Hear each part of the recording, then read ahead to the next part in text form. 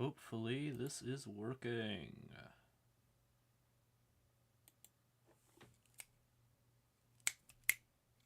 Let's see here.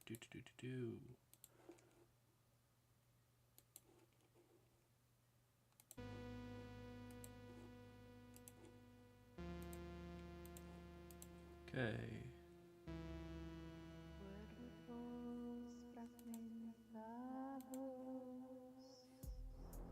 Cool.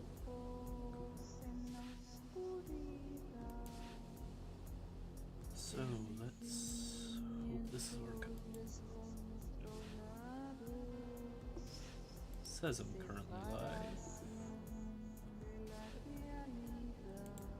And I suppose if anybody's here, do say so.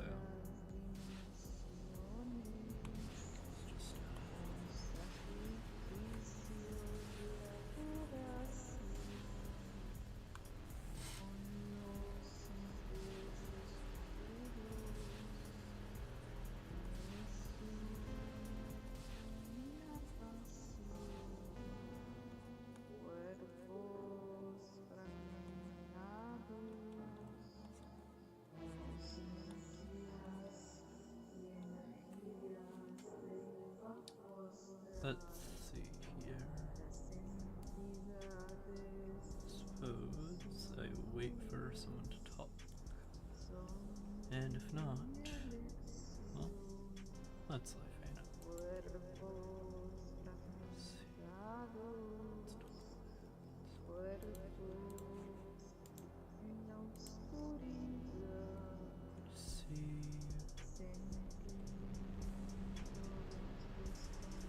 Oh, it says I'm live.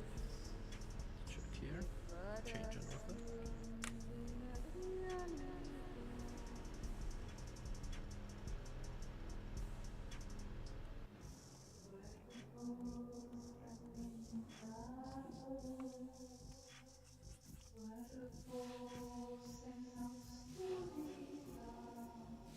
Perfect. Okay, so it is changing with it.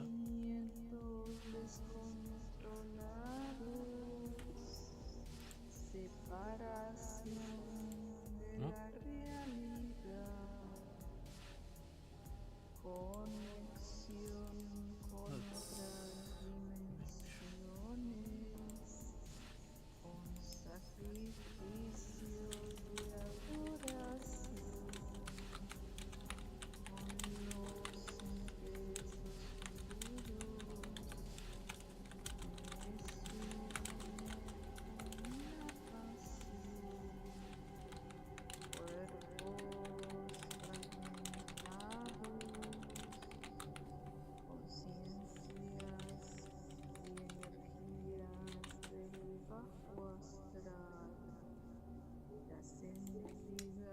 Okay, cool.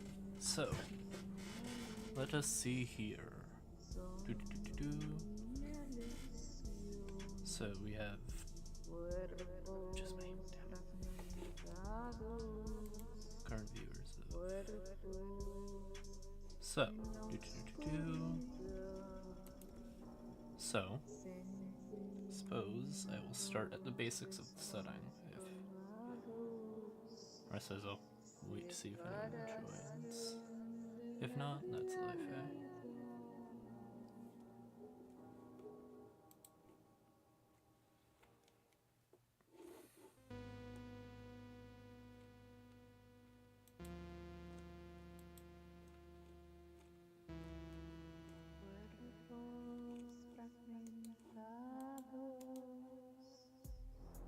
Ah, that's why. Ah, thought he would have finished now, but that's life. I'll live.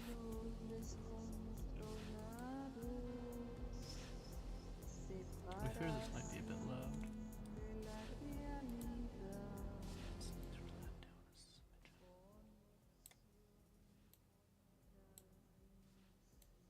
There we go. Should be good and quiet for y'all. Just in the background, as it should be, with... So, howdy to the people watching now, I hope. This is Crow Dance talking. Or just call me Crow, I suppose. and I'll be explaining to y'all some aspects of the somewhat old now TTRPG setting of World of Darkness, so otherwise known from here on out as WOD. Now, World of Darkness has a couple main TTRPGs, or tabletop role-playing games, associated with it. The most popular is Vampire the Masquerade. Now, as I presume y'all can tell, it is about vampires. And, you know, the intersocial politics of all that jazz. And it is also known as... as VTM. As I hope you can tell, Vampire the Masquerade. And so, with that, there's also a game line that is significantly less popular, but still one of the big ones, called Hunter the Reckoning, where you play as a monster hunter. Ignore my terrible spelling. And the main gist of that is, you know, you are someone who has learned of the dark secrets of this world and are hunting monsters.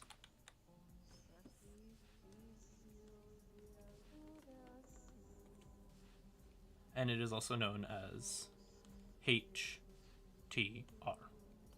Most of the game lines are known as this, just for ease. Now, there's also Werewolf the Apocalypse. You play as, I bet you can guess, a werewolf.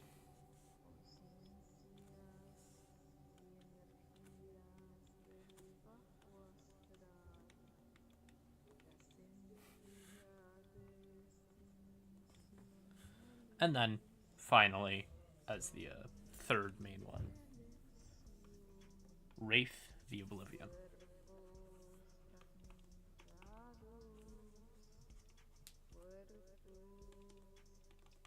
Otherwise known as WTO, or WOTO. It's a fun enough name.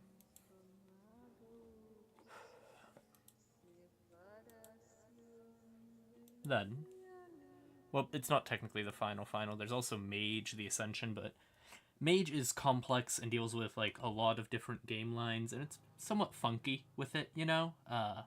So we'll leave that for a later date, unless you'll really want to learn about the fucked up wizards of this world. But, as I was saying, 4 main game lines: Vampire the Masquerade, Hunter the Reckoning, Werewolf the Apocalypse, and Wraith the Oblivion.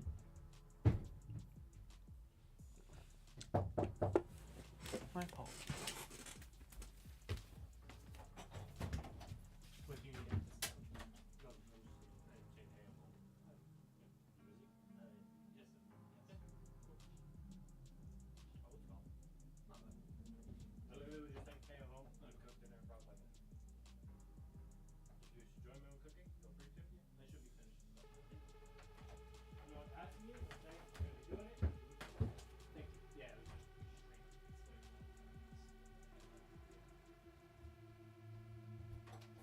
There we go.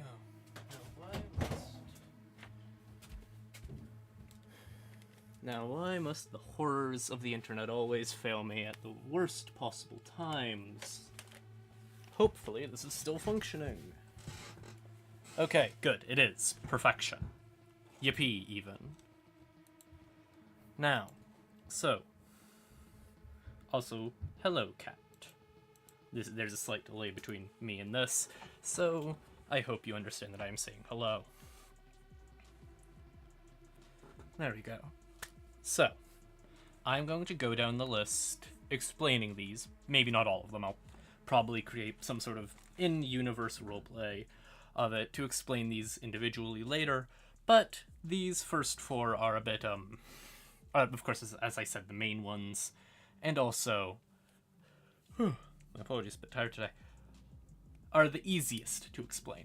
So I'll go down them in order of importance, and also technically the order of how much I know about them, but also order of importance.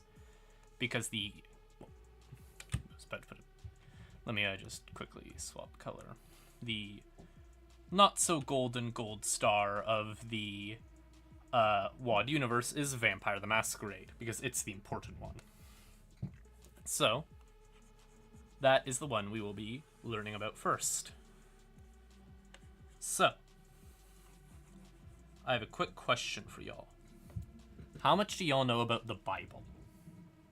Because that is very integral to Vampire the Masquerade lore, to a almost worrying amount. But, you know, that's life with it, right? You know, vampires are creatures of the world, aren't they? But I am going to give you a in-universe, let's say, description of how the average person would learn about vampires. So you're at a club in the rundown part of town. The music's bad at best. The people are worse. And hell, your city's garbage. The only two things it has is urban decay and corruption. But hey, at least the nightlife is pretty fun. And so, you're heading to this rave or clubbing scene. It doesn't really matter.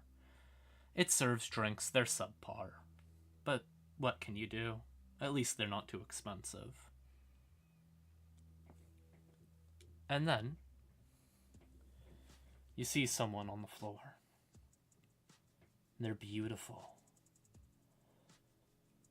But they seem strangely pale, but in the dim light of the strobing, flashing colors, you can't seem to keep your eyes away. You're compelled, almost, as you move closer to them on the floor. And soon they grab you. It's not rough, it's not hurtful. If anything, it's a little bit fun. And you start to dance together, dancing the night away. Until maybe an hour or two later, their lips are on yours. They're a little bit cold. Strange, isn't it? And soon their lips go down a smidge to your neck. And a prick of pain. And then the best feeling you've ever fucking had. Better than sex, better than drugs. A pure rush of adrenaline and dopamine and serotonin and things you don't even know the names of. And then it slows down. Your body starts to cool a little bit. Awesome. Oh, hello, Squid, and do not worry, staying is fine. But yeah. Thank you for... Fuck, where was I? Guys, that broke my flow a little bit. Where was I? Ah, yes. Your body starts to cool a little bit. As it starts to freeze, almost. And you feel the final ba-dum, ba-dum, as your heart stops. And your eyes go dark. You wake up. You don't know how long it's been, but the floor is empty. The lights are off. But it's still dark outside. And you're damn tired. And extremely thirsty. Like every ounce of water's been taken from you. And you're hungry too. And freezingly cold. But that person you saw on the dance floor, they're standing over you with a smile more akin to a wolf's than a person, as they're bleeding from their hand, dripping it into your mouth. You have just been embraced and have become a vampire, beholden to the night. Of course, vampires don't like the term vampire because they're dramatic fucks at the end of the day. They prefer the term Cainite. And I'll explain to you what a Cainite is, specifically. So, how much do y'all know about the story of Cain and Abel? I'm going to assume not too much. Or at most, the cliff notes. So, Cain murders Abel out of jealousy.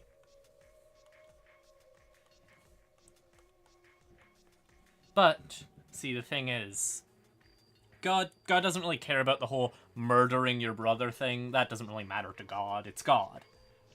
The thing is, Cain tried to hide it from him. And that's a no-go. That's a bad deal.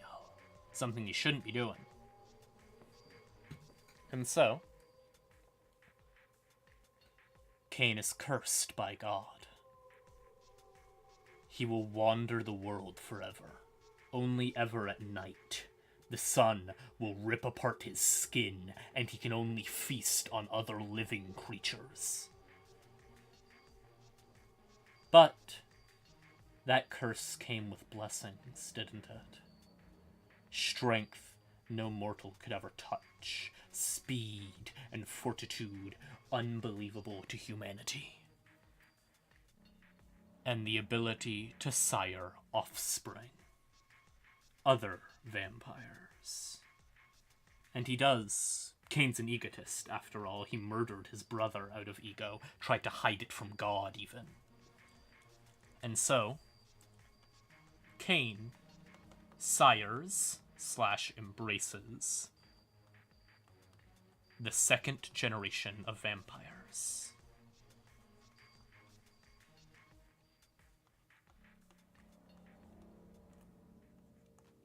And those vampires, similarly to Cain, are abhorrently strong, terrifyingly powerful. And they sire their own child there, which is the term for, the vampires you have created.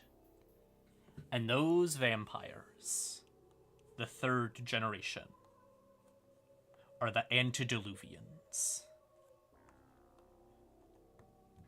Now, the thing with the antediluvians are... Also, hello, Reverend. Also, good. It is good to see more people who love Vampire the Masquerade, because I love explaining it. Now, the antediluvians... Fuck, ignore the fact that I cannot spell for the life of me.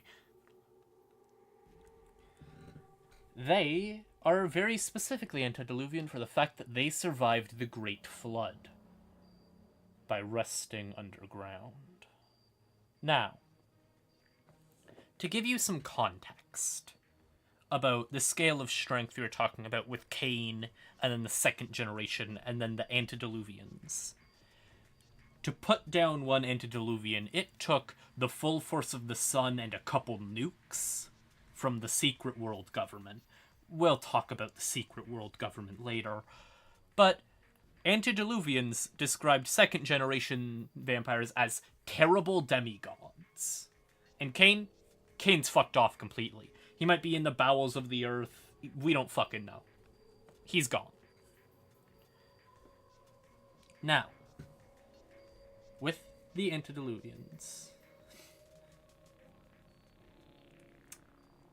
Yeah, that's true, February. Jersey didn't change much.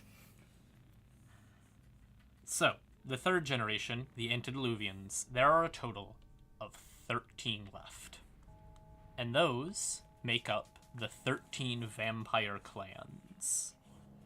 Now, the thing is, that little statement, the 13 clans, has an asterisk next to it, because of the simple fact that they've changed a lot. But they've stayed kind of the same over the last 100 years. So, there are first the Ventrue. Their gimmick is that they are rich. But it's been underlined a bunch. It has a couple exclamation points. They like money, they like power. And they have been in touch with royalty and aristocracy and big business since big business was founded. So, that's the first clan, also known as the Clan of Kings. Then, you have the Toreador. Now, all vampire clans are meant to represent one of the main gimmicks of vampires, you know, Ventru, the rich aristocracy type. The Toreador are pretty.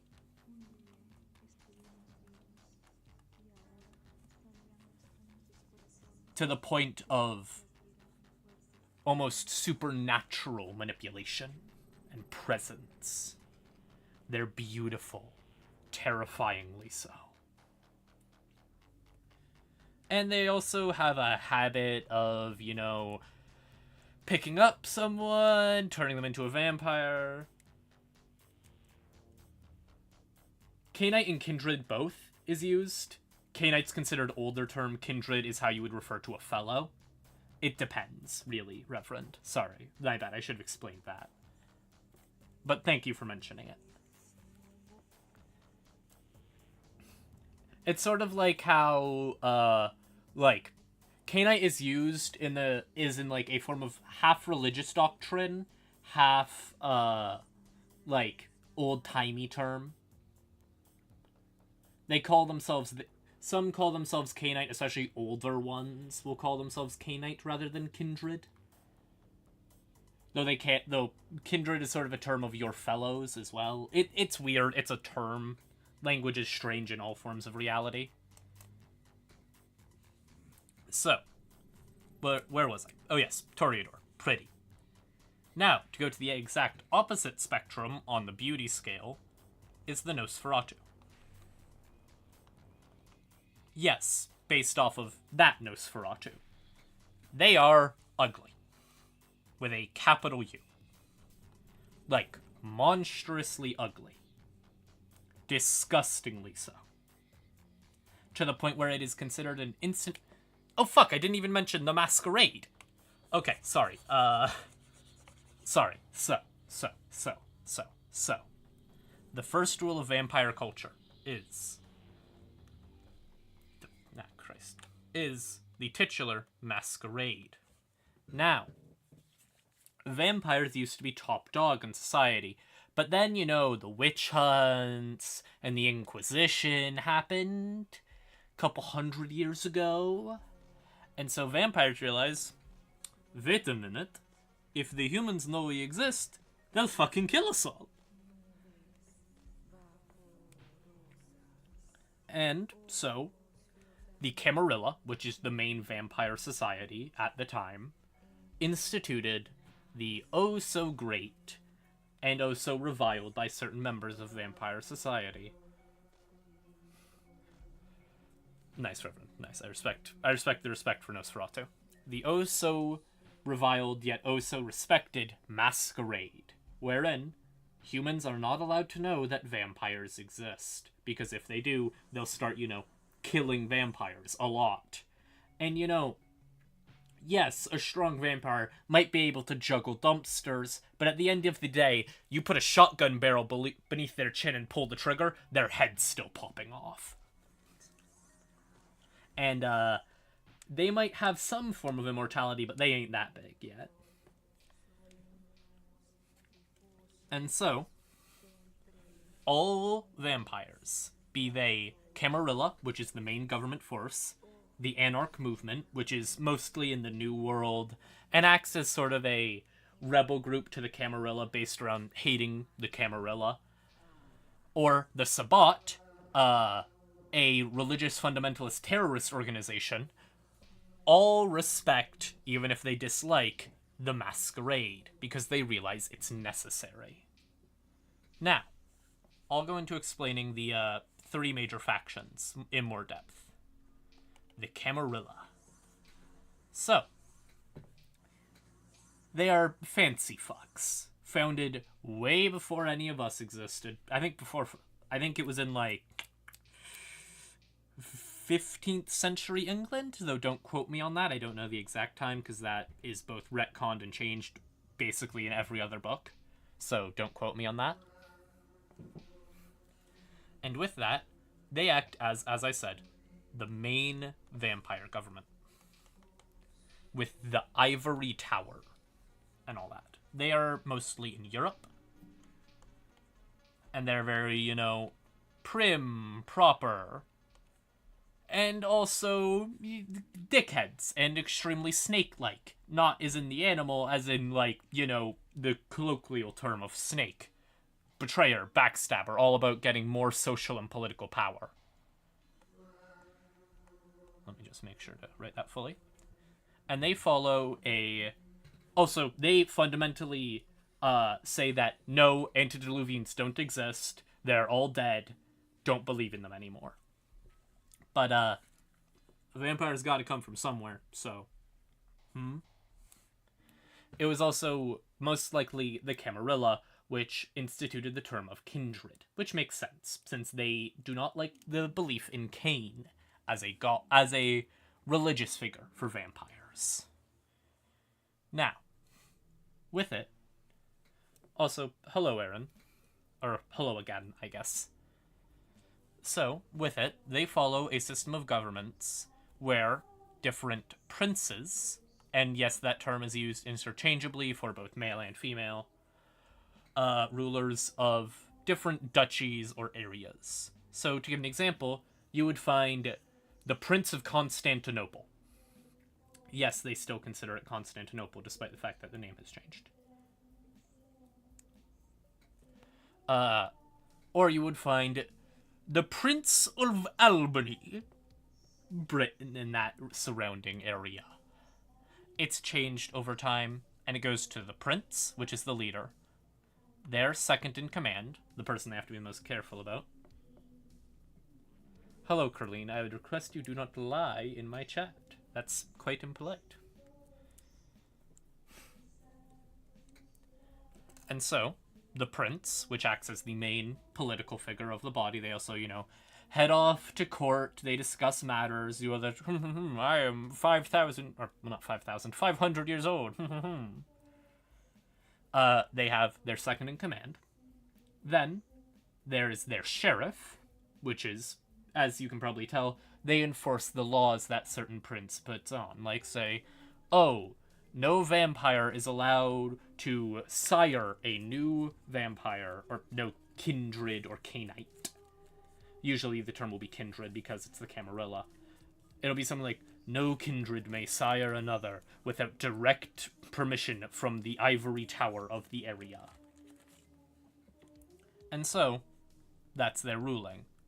And the sheriff enforces that rule, usually through death. Like, you sired a new vampire, I'm gonna cut your fucking head off. It's a very, brutal system of governance. Then, we have the Anarch Revolt. / the Anarch, movement. It's called both. Now, Anarchs are usually situated within the New World, and they don't follow the ruling of the Camarilla. And they were also founded about 200-ish years ago to leave and fuck off from the Camarilla. So, man, I hate you. Fuck taxes. Fuck your dictatorship. And also ignore the fact that the Anarchs also sort of believe in most of the same ideals as the Camarilla. It's mostly just a rebel movement to rebel. It has pretty much the same amount of corruption as the Camarilla. It just likes pretending it doesn't.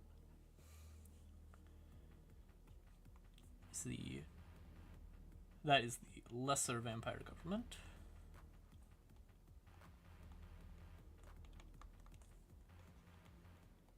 Now, there's also an aspect of the Anarch state, or the Anarch free states, usually within America, as it's described, do not deny the existence of the antediluvians or of Cain.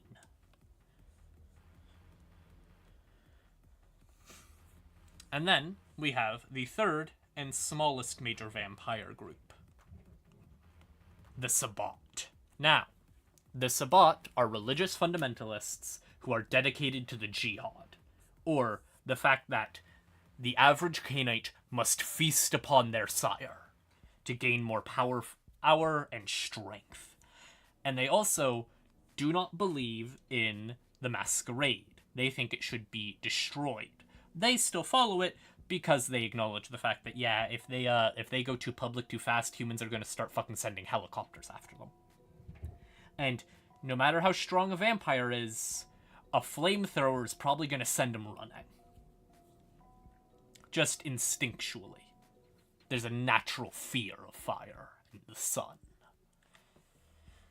Now, with the Sabbat, they don't just actively say that, yes, antediluvians are real. It's about killing your antediluvian. It's about ripping apart the power structure, feasting on the elders, diabolarize them, devour their very soul, and gain strength from it. And from that strength, control humanity. Or, as the Sabbat calls it, the Kine.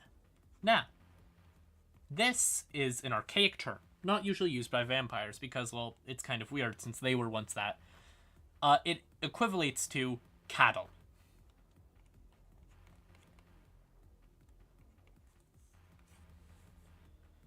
So yes, the Sabbat consider humans at best cattle, an animal to be eaten and devoured.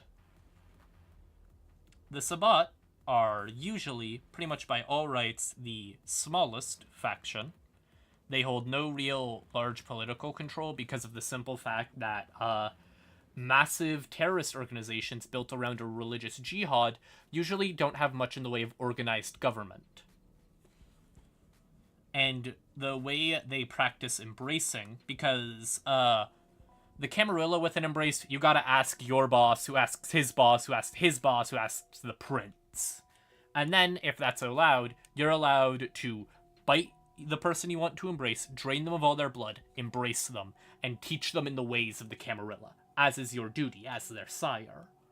The Anarch movement believes in more free embraces. You usually just ask the political leader directly, and if they're cool with it, cool, do it. If they ain't cool with it, probably shouldn't because they're your boss for a reason, but, you know, and they might send someone after you, but you can still do it, and you should teach them.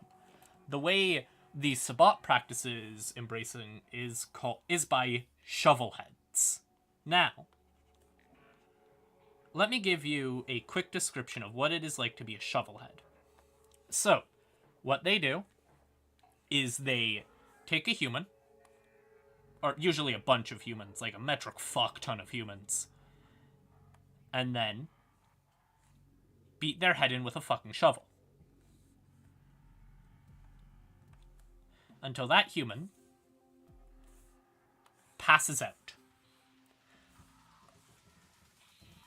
And then they do that with a bunch of humans. Like, usually at least 30. And the reason they do that is because those humans are then buried alive. After they are, well, not buried alive. More accurately, they are drained of all their blood. And then they are given vampire blood and turned into vampires. Hereby denoted by the little cape, because, you know, vampires in their weird cloaks and shit. And then, those extremely new embraces, like, they've been awakened to the night for about 20 seconds, are buried alive. And, if they dig themselves out, good job! You're part of the Sabbat now. And the Sabbat also has, as Reverend said, a lot of wild parties to prove strength and all this. They are a meritocracy in the sense that the most powerful rule it, for the simple fact that if you can kill all your fellows are afraid to try and kill you. Now, as I said, these are the three main vampire factions.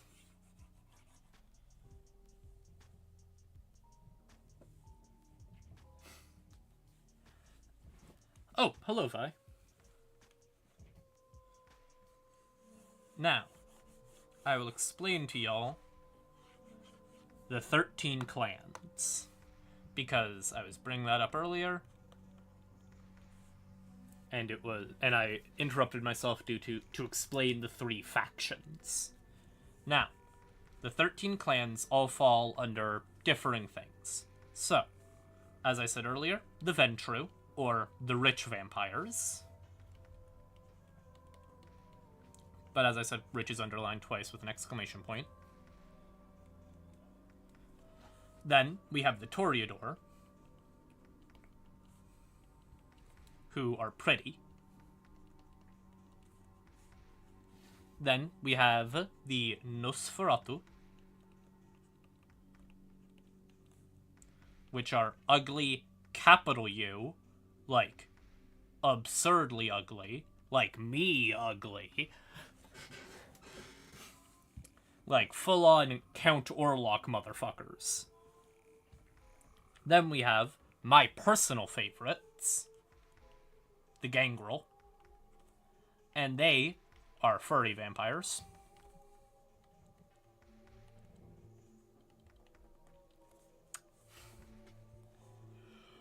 Fuck, why am I forgetting the names now of all times? This is the worst possible time to forget names. My deepest apologies, people. Why am I forgetting names? Brain, brain, brain, work with me here. Why must you fail me now?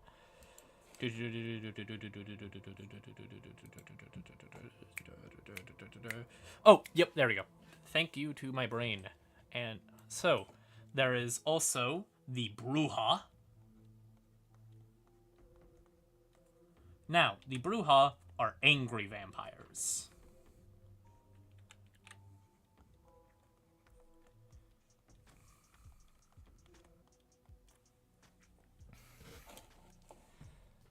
Then, we have another favorite of mine, the Malkavians.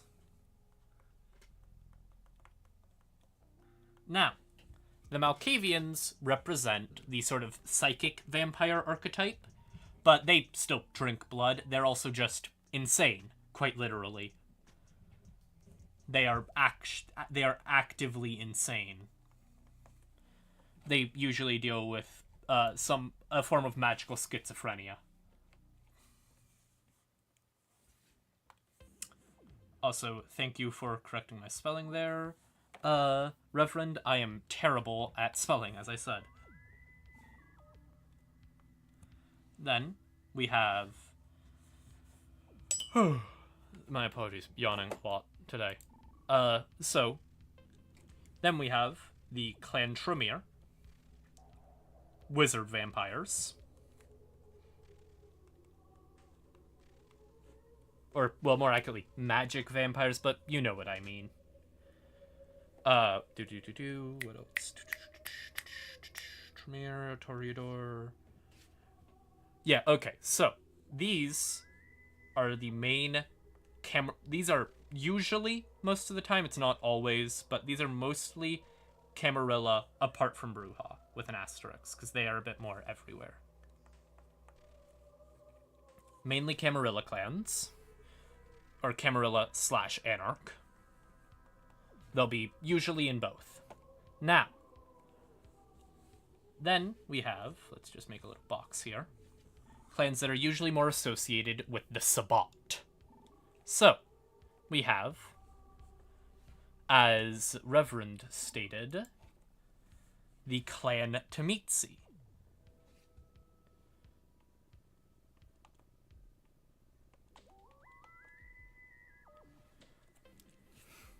Now, the Clan Temitsi, how do I say this politely?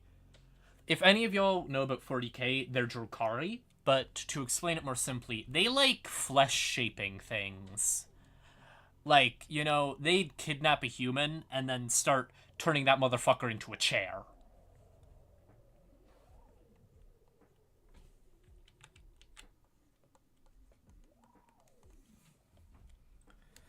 Then, we have Clan La Sombra.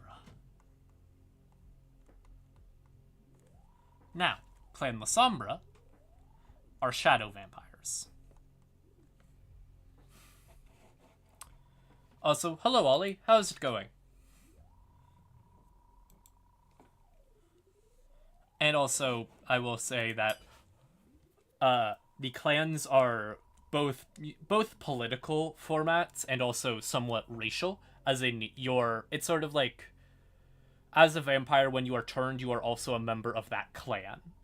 But you can join any political group that exists. You'll just have to suffer the assumptions of your clan. Sorry, my apologies. Yawning a lot today. We also have the Ministry, also known as the Setite Followers, or the Setite Clan. Yes, like the Egyptian god. They are known for snakes. Also, like, culty shit, but mostly snakes.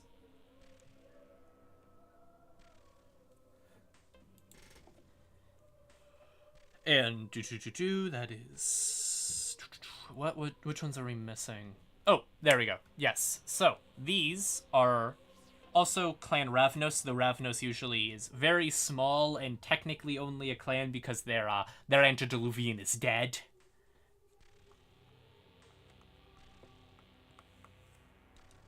And the Ravnos are defined usually by being thrill seekers.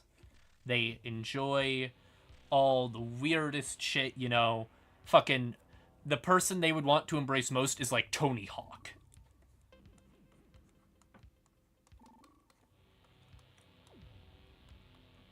I am not going to talk at all about the old lore of Ravnos because of the simple fact that the old lore of Ravnos was very, very racist. So we're not bringing that up. We're just talking about the Ravnos as they are in the Modern Knights, which the Modern Knights are like 1970s to now, as they're thrill seekers who are also doomed. But we'll talk that up when we start talking about the clans individually. So, with that, now we have, and these four are usually related to the Sabbat. But, as I said, usually the smallest because of that. Now we have the Undefined.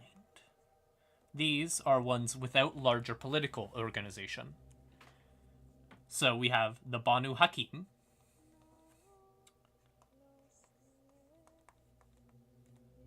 Now, one thing with it. All of these clans, or all the ones listed previously, come from a specific antediluvian. Now, antediluvians, as stated before, are the third generation of vampires. The Banu Hakim don't. Because the antediluvians, or at least according to their own belief system and worship, supposedly, according to the Banu Hakim, Hakim, their founder, embraced himself by killing 2 vampires of the second generation. In pre-Noah's Ark flood times, a guy supposedly killed 2 vampires of the second generation. That's most likely Banu Hakim propaganda.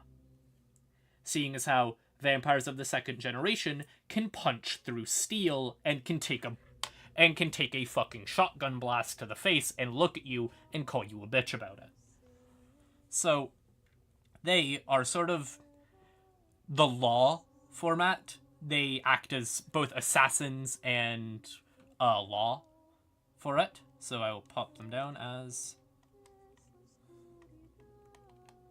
Also, hello, Scythe. And then, finally, one of my very favorites, I've said that quite a few times now, Clan Hecata. Now, Clan Hecata are necromancers, first and foremost. But specifically, they aren't really a clan as much as they are a bunch of bloodlines in a big trench coat. And a bloodline is an offshoot of a clan. They contain the Mafia vampires, the Lamia vampires, what are they called? The Samedi, which are vampires which are rotting corpses. They're rad. I love them. So, the Hecata are a bunch of bloodlines in a trench coat. And these 2 are the ones that are currently undefined in the sense that, you know, they don't really have major political connections. So, now, I will go more in depth into each of the clans. First, starting off with the Ventrue. Now, the Ventrue, also nice, Carleen, made me giggle, good job. The Ventrue, as I said, are rich, with a capital R. Very rich. Extremely wealthy, kind of, like, funnily wealthy. Now, each of the clans has 3 disciplines. And disciplines are, like, what makes a vampire, magic. Apart from their, just increased strength, speed, and physical durability. Also, oh, hello, fairy. So, the 3 disciplines of Clan Ventrue, or also known as the Clans of Kings, their insulting name are the Powermongers, by the way. They have the bloodlines Dominate. I'm sure quite a few of you would quite like that. Fortitude. And Presence. Now, Dominate is mind control. You whisper a word and someone embraces it. You can erase a memory.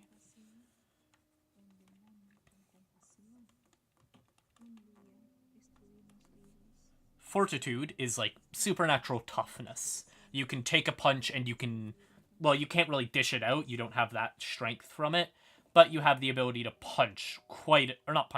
you have the ability to take a punch much above your weight class. To give you an example, Fortitude at the first level of it makes it so that you're a bit tankier, your mind is stronger.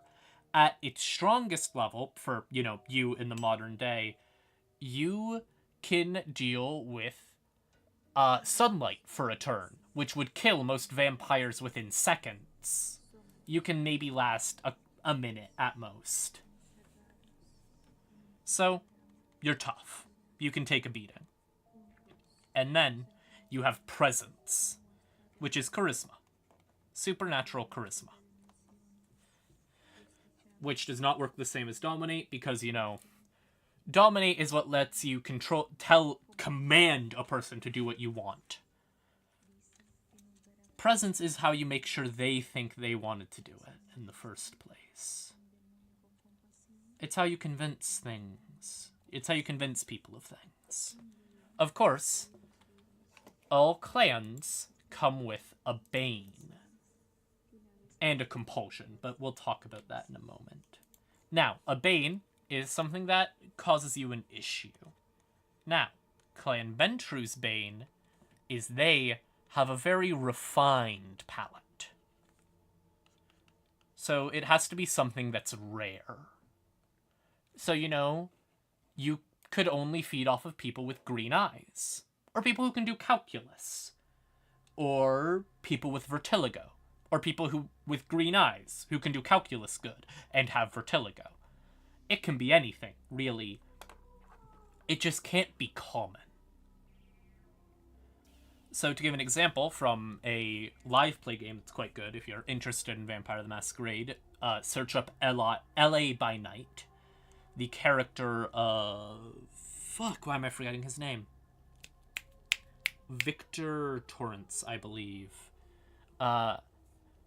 With Victor, he can only feed off of people who know who he is. And if they don't feed off of that person, they vomit up the blood. And they have to find someone who does have that rarefied taste that they need. Oh, to answer your question, Vi, that would depend on the person. That would depend on the vampire. Maybe one would account for hazel green, but one would be like, no, only people with pure green eyes. It depends. But they also have a compulsion. Now, their compulsion is arrogance. And that means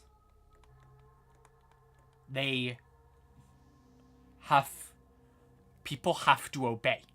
If they understand their place, they would obey. they would understand that there is a reason you are in control here. Of course, that comes after a frenzy. That any action not directly associated with leadership or commanding receives a penalty. And that lasts until someone obeys their goddamn order and does their fucking job.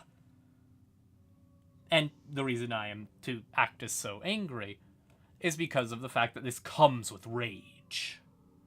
This comes with the vampiric hunger. And the specific thing with arrogance is that it cannot be enforced by dominate. Cannot work. It has to be obeyed through other means. Could be that you point a gun at their head and tell them to do what you want them to. That works. But it can't be supernaturally forced. It must be obeyed. Now, the Clan Ventrue is, as I said, mainly associated with the Camarilla. And the reason they are known as the Clan of Kings is because they are deeply intertwined with aristocracy and modern oligarchies and big business. Like Rockefeller, he was picked up by the Ventrue.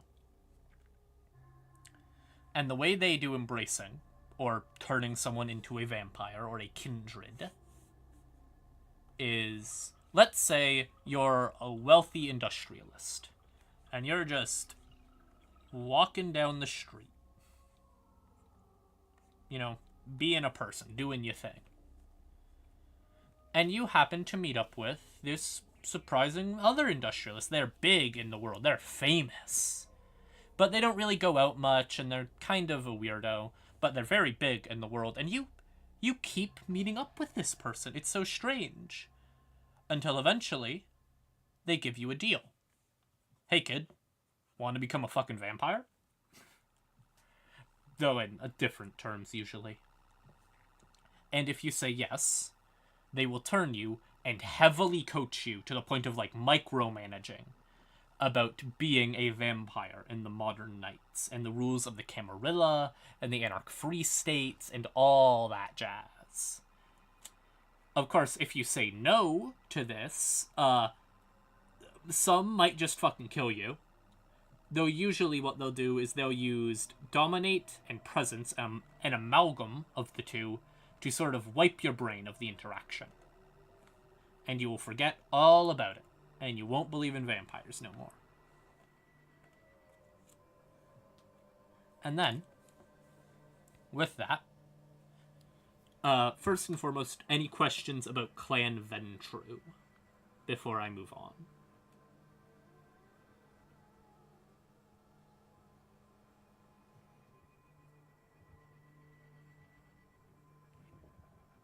I will take that as a no. So, Clan Ventrue, the Clan of Kings, or, as I said, the rich vampires.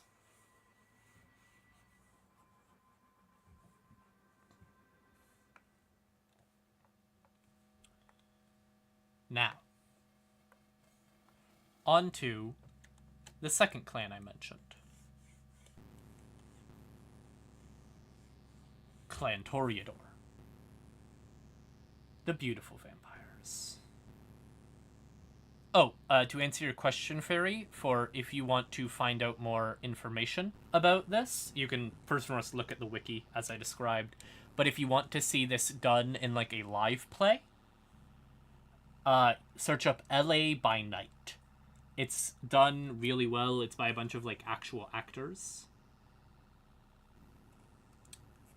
Oh yeah, also, yes, as Reverend said, typically in the process of, you know, becoming a vampire, they will ghoul you, which is where you drink some vampire blood, and you get a fraction of their power and also become fiercely loyal.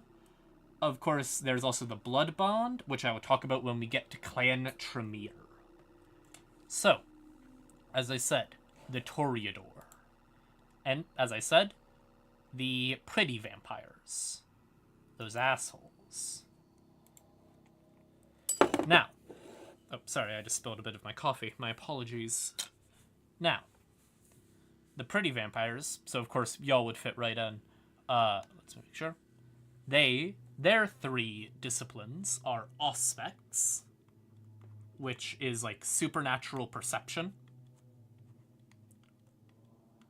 Like you can see auras, or you can fucking pick out very specific details.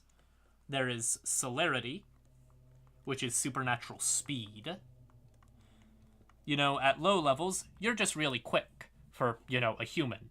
At high levels, you can run in the blink of an eye. And then, finally, a discipline they share with the Ventru, presence, or supernatural charisma. Yes, I will repeat it every time for the simple fact that it gets burned into your brain as it has been into mine.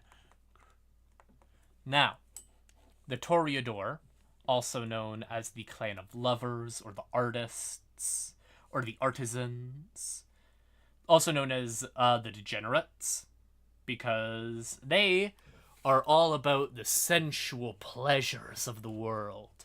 Art, beauty, fucking, blood, all of the things. Now, their clan Bane has changed in between the recent editions. It used to be a fixation, in the sense that, like, oh, you would become completely obsessed with something and obsessed with certain aspect of beauty. But that has been changed in the recent lore for the simple fact that a lot of Toreadors got transfixed by the beauty of the sun, and that character was dead. Which sucks, because people don't like dying. People don't like their characters dying. Their current bane is aesthetic fixation. And that means that they have to be in an area that fits with their vibes, with their aesthetics. They have to be around beautiful things. Of course, aesthetics vary from person to person. So, you know, someone who loves a lot of trash and grime would feel very uncomfortable in areas that are too high society. Or someone who absolutely loves the look of classical architecture in Rome would hate and be terrible in a modern area. They just can't deal with it. And then they have their compulsion. Obsession. After a frenzy, they become obsessed with something, enraptured by its beauty. Now, that can be anything. Could be a song, could be a person, could be an artwork, maybe a blood splatter. Rarely, very rarely, it can also be the sunrise. And until that, like, scene or time ends, they can't take their attention away from it. They only talk about it, you know. You say, oh, how's it going, Lord Fleur de la Realms, watch Renavida? You know, some fucking French word I can't speak. And they say, oh, well, have you seen the beauty of, the White Stripes or have you seen the beauty of the White Stripes album, Get Behind Me, Satan? And it's like, please, shut up about this. This is the only thing you've been talking about for the last hour. And until that scene ends, they are obsessed with it. Now, I will discuss how the Toreador practice the embrace. Now, the Toreador only really embrace very beautiful people. You know, to give an example, they would embrace y'all chat, because y'all are so fucking pretty.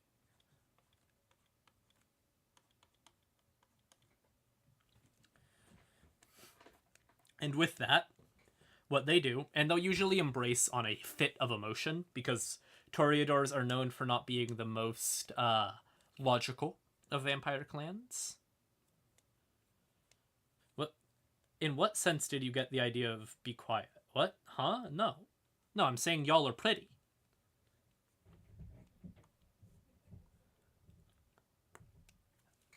And then with that, they will embrace them.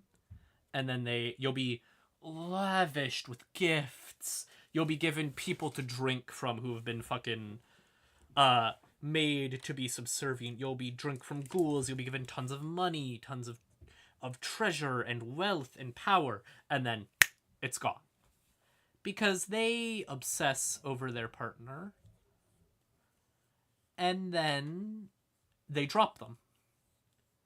You might say they were love bombing you, because they are very quick to drop a fixation, so then you'll be left without your support structure, with new hungers that you've never had before, and the inability and illegality to talk to anyone else about it.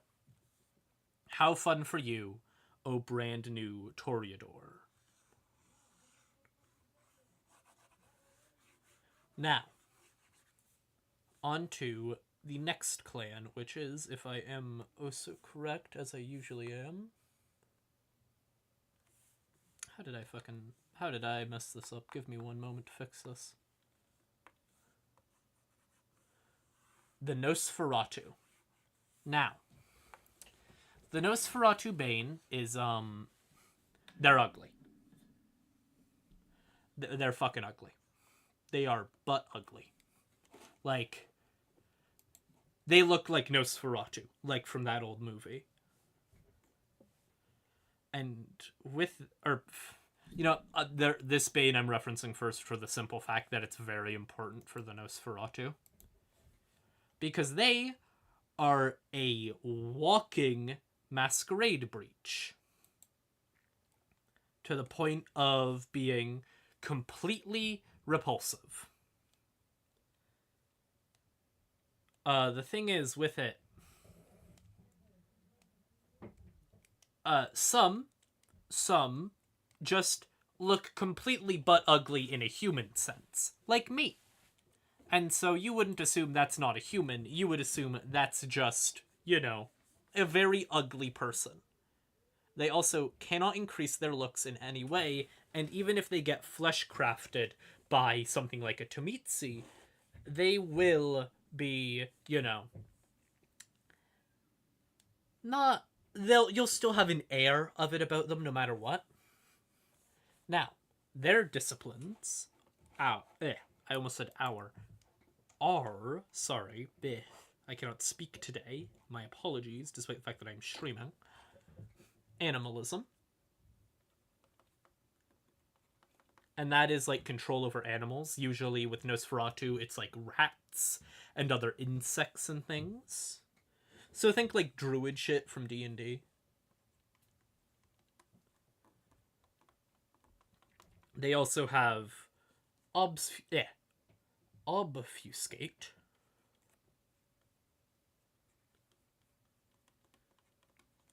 And obfuscate, fuck, I cannot speak today, is like magical stealth. That's how they get around most of the time, because they kind of have to wrap themselves in a cloak of shadows to not be instantly detected and instantly break the masquerade when they walk outside. They also usually live in the sewers for that reason, because most people don't like going into the sewers.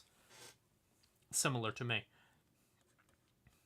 And finally, they have potence. And potence is strength with a capital S. The juggling dumpsters shit.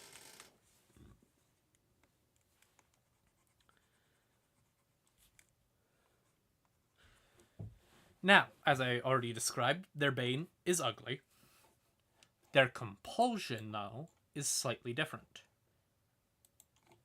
Their compulsion is called cryptophilia. And that means they want secrets. They have a hunger for it. So, they also become obsessed with keeping that secret. So, say they really, really want to learn something. If you are willing to trade a secret of greater value, they'll be willing to tell you their mom's fucking gumbo recipe or something. Because they become obsessed with keeping those secrets. And that ends when they, find that secret, when they learn. Now, let's discuss the clan society, because, as the Ventrue were very noble aristocracy and all about money and wealth and power, and the Toreador were all about beauty and all that shit. The Nosferatu are pragmatic. Also, yes, as Reverend said, you can do Nosferatu in a lot of ways. Like, one of the best ways I've seen it done, as someone described, with thick, pustuous boils growing all out of their form, which made it look like they were half dead already. They're very fucked up looking people. Now, let's discuss their society, because they are pragmatic. With a capital I almost said with a capital C, with a capital P. And that pragmatism comes from the simple fact that they have to be. Because, well, they're fucking butt ugly. Now, their antediluvian hates them and is actively trying to eradicate them. But that's because he got cursed so that him and all his kids would be, as the person who cursed him said, as ugly as you are on the inside. Now, so, their Methuselah, which is a 4th generation vampire, is Baba Yaga. Yes, the Russian sex queen. Now, as I was saying, with it, they like to embrace from 2 main groups of people. Those who are downtrodden by society, the homeless, extremely poor criminals, also usually a lot of minority groups, for the simple fact that they have more access to those people. People who are very fond of finding secrets as well. And finally, very beautiful people. For the simple reason, unlike the Toreador where it's about the aesthetics, they want to punish those people for being shitty to their fellows. For, being mean to the people around them. So they do. They embrace those people and turn them into very, very ugly vampires. There's also an interesting factor with the Nosferatu is that clan, to them, is much, much more important than sect. And sect is like Camarilla, Anarch, Sabbat. Because, first and foremost to them, it's about your clan loyalty. It's about your family. It's about your sire. So, in a group of Nosferatu, you might find Sabbat ones talking with Camarilla ones. Yeah, they disagree on some political views, but at the end of the day, they're Nosferatu first. And they also act as secret keepers. And secret finders, but you have to usually pay them for that. Always assume one's in the room with you, because obfuscate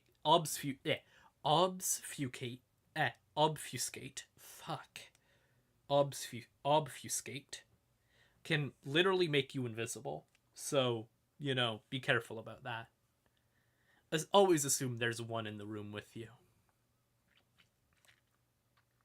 There's something else I was going to say. Clan loyalty, sects, all that. Oh yes, they are also the most likely clan to discuss with other night folk. You might see them meeting up with certain other types for the simple fact that they're a bit more willing to get down and dirty with it.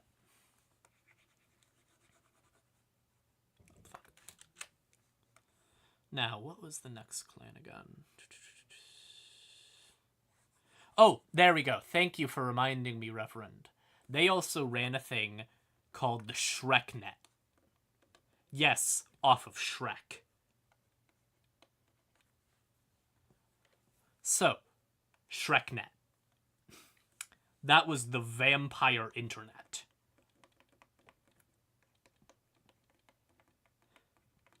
And that was run by the Nosferatu. So, with that, that was found out by the Second Inquisition.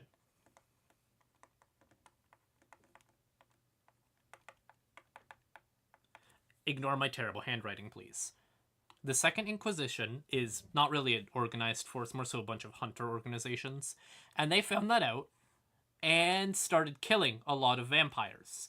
It's also the reason why the Camarilla refuse to use modern technology and still send fucking criers with a scroll. Like, dog, email still exists. That's still there. Also, hello again, Carleen. How's it going, my friend? So yeah, a lot of Nosferatu are still sad about the loss of Shreknet for the simple fact that it allowed them to talk to other Nosferatu. Which is fair. I'd be sad about it too. Now, yes. Clan Gangrel. So, as I said, Clan Gangrel are the furry vampires.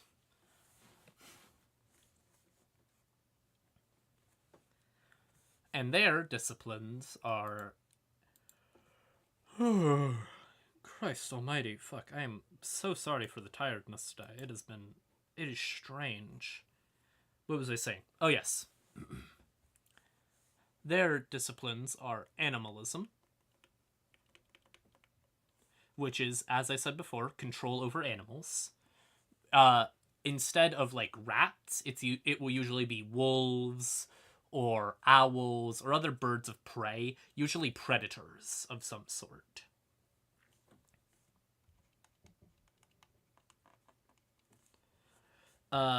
They also have fortitude, which is supernatural toughness, as I said before. And a new one for us, protein, or protean, which is shape-shifting. With the gangrel, it's more so about, like, growing claws, or, you know, they'll turn into an owl. Or, because specifically all gangrel have a specific animal, so, like, you might be going around in the middle of some rundown warehouse, and then drops out a man with fucking gorilla arms from the ceiling. Because that fucker's about to beat your shit in. Now, Gangrel's clan bane is that... Fuck, I am so sorry. So sorry. Christ almighty, why am I so tired today? Their clan bane is called bestial features. Whenever a gangrel goes into a frenzy, which is sort of like a rage state for vampires whenever shit keeps going wrong and their hunger keeps coming, they temporarily gain some animal features. Say, they might have a stench of wet dog around them, or they'll start growling. Or they'll grow fucking cat ears. I don't know, man. You do what you want. Maybe your gangrel's a fucking cat boy or cat girl. Who knows? And these features last for about 2 days for them. So, you know, not the end of the world, thankfully. So, you know, you can wear a very thick hat and be safe for a day so that you don't break the masquerade. Also, usually during that time, they will only really talk in one-word answers. And they will be very quick to solve a problem with violence. Or sorry, that was the compulsion, which is also sometimes during a frenzy. So basically, you know, when a gangrel enters a frenzy, they will, you know, maybe fucking grow wolf ears or something and start talking very slowly and try to rip your fucking head off. Because they're fundamentally very quick to anger in a way most others aren't when they are in that frenzy, because of the whole animal things. I believe the compulsion is called primal instincts. Now, as I was saying before, all of these people's antediluvians have shared their same name. Like, antediluvian Ventrue, antediluvian Toreador, antediluvian Nosferatu. Their antediluvian doesn't, actually, because it is unknown who their antediluvian is. It's in between two people. Enkidu, yes, like Gilgamesh and Enkidu, and Inoya. Now, it's unknown because of the fact that Gangrel history is an oral history. Oh, shit. Hello, Static. So, Enkidu, pretty simple, has the thing of was in ancient Sumeria and was a vampire, died, all that, founded the Gangrel clan. Now, the one I prefer, and were I to run, I would probably run it as this, is Inoya. Inoya is one of the daughters of Lilith, and also possibly raised by wolves, and possibly the mother of all werewolves. She's fucking baller. We fuck with Inoya. We love Inoya in this house. Now, the reason it's debated is because the Sabbat, which was originally part of the Camarilla, because it is a religious sect, is also very sexist. We hate the Sabbat. The Sabbat suck. The Sabbat is the worst. Period. Nobody likes them. Apart from the Sabbat, which doesn't even really like itself. But yeah, we love Inoya. She's cool. Coolest around. Fucking lady could turn into a wolf. We love that for her. So yeah. Okay. I will also explain how the Gangrel embrace. Because most vampires are urban creatures by nature. Not only because that's where the food is, but also because, the wild has a lot of shit in it. And, vampire versus bear is kind of a toss-up. Who knows who's gonna fucking win? Especially if you're a fledgling, which a fledgling is a vampire who hasn't been around for 50 years yet. And so, that vampire, fighting a green beret. Violet, you are not annoying. Don't you dare. So, a vampire versus a green beret, that vampire's probably gonna get their shit kicked in. Also, yes, as Reverend said, the Sabbat kind of suck. And it makes sense why a lot of people hate them, because fundamentally their faith is about being a murderer and hating humanity, which kind of doesn't work with the modern rules of Vampire the Masquerade, which is more so about your humanity versus your beast. Fuck, I completely forgot to talk about the beast versus the man. Ah, shit. Okay, quick rundown. So, humanity is basically your remnant humanity, and the beast is your vampiric hunger. Oh yeah, also it is Inoya with a E. Sorry, let me make sure that's spelled correctly. But yes, I will agree. Vi is as cool as Inoya. Now, what was I saying? Where was I? Oh yeah, vampire versus hunger, all that. They're antediluvians. Oh, so, yes, how they embrace. So.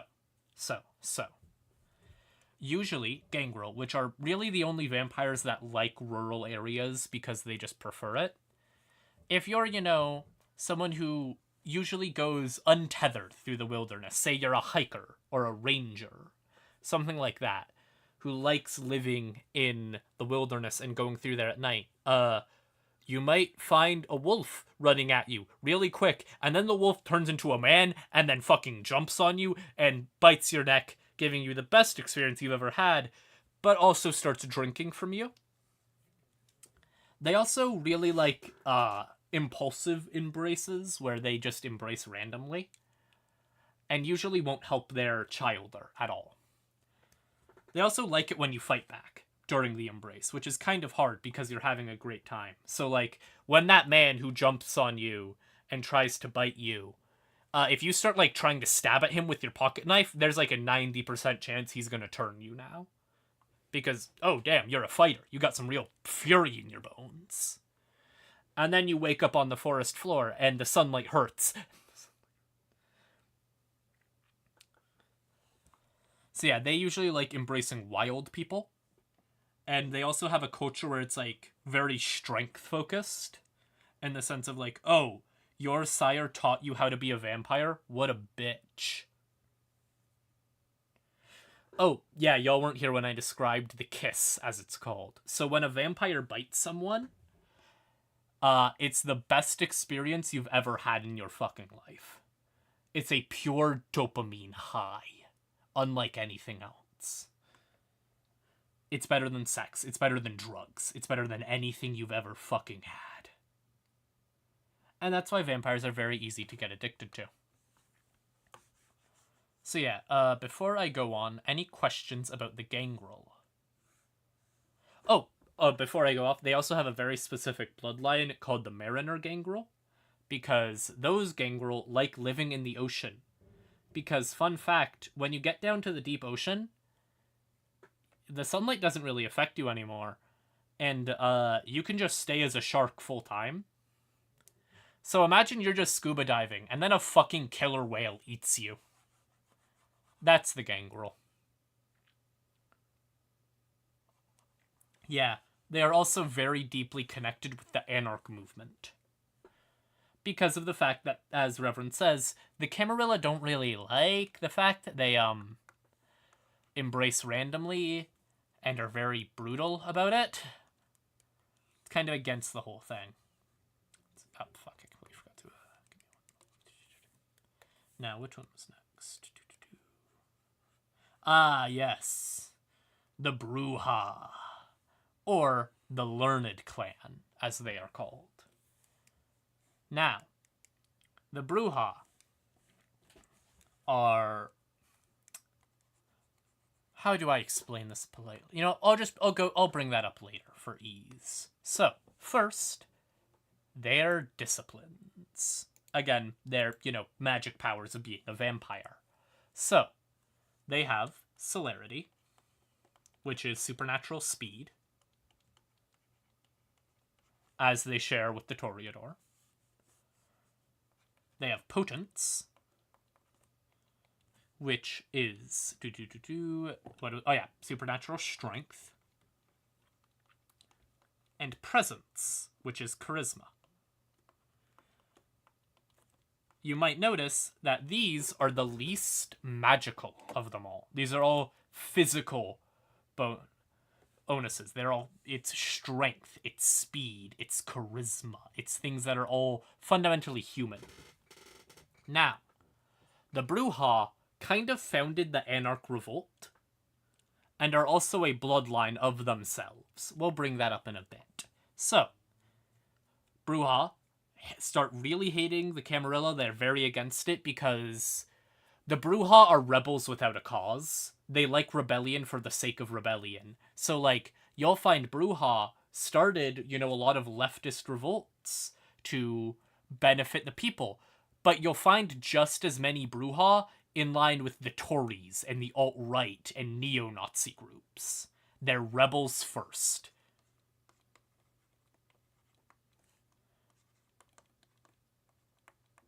Very much, as I said, rebels without a cause. They rebel for the sake of rebellion first. Now, as I said, they founded the Anarch Revolt and the Anarch Movement and the Anarch Free States because they are, very much in that. Now, their bane is a violent temper. They are very quick to violence. And very quick to anger. So, whenever they go into a frenzy, it's much harder for them to resist it. Now, their compulsion is rebellion. And that means they must rebel against something. Maybe it's their leader. Maybe it's the viewpoint of a group. Also, yes, one of the founder of the Anarch Revolt was as I said, founded the Anarch Revolt, and that founder was Theo Bell. He's a cool dude. Wears a denim jacket all the time. It's neat. But yeah, their compulsion is rebellion. They have to rebel against some status quo. Maybe it's their boss telling them to do something. Maybe it's the social order. Maybe it's anything. Maybe it's you, because you're the fucking man. Fuck you. Die! It's very much that. They are very much angry all of the time. Now, to give you a little bit of history, the Brujah are technically a bloodline clan of the true Brujah. Because their little clan title, as you know, the Ventru had the clan of kings, the Toreador had the clan of beauty, the Nosferatu the clan of the ugly ones. It is quite literally called the uglies. The Gangrel had the clan of beasts. The Brujah were called the learned clan. And the true Brujah are the original Brujah, for lack of a better term. Now, a while back, Brujah, the first guy, he killed his sire, diablerized him in a fit of rage. And that made the modern Brujah. And they are now all cursed with that Methuselah's rage. And the true Brujah think they're bitches for it. Which is kind of fair. Let's see, anything else that's a bit neat about them? Yeah, as I said, rebels without a cause, they'll do anything. Any questions before I move on?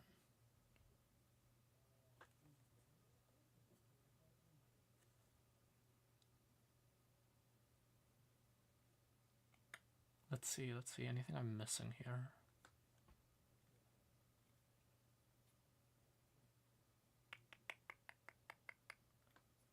No, nothing I can think of.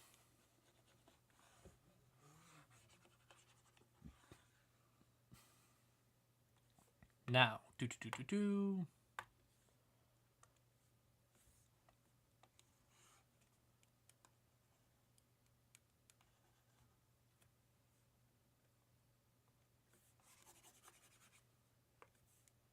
Where? Fuck. Okay.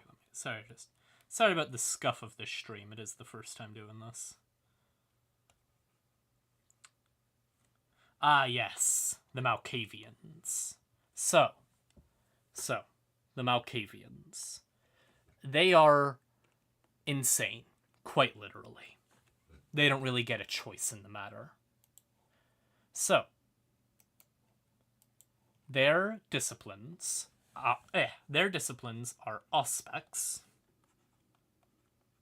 which is perception, supernatural perception.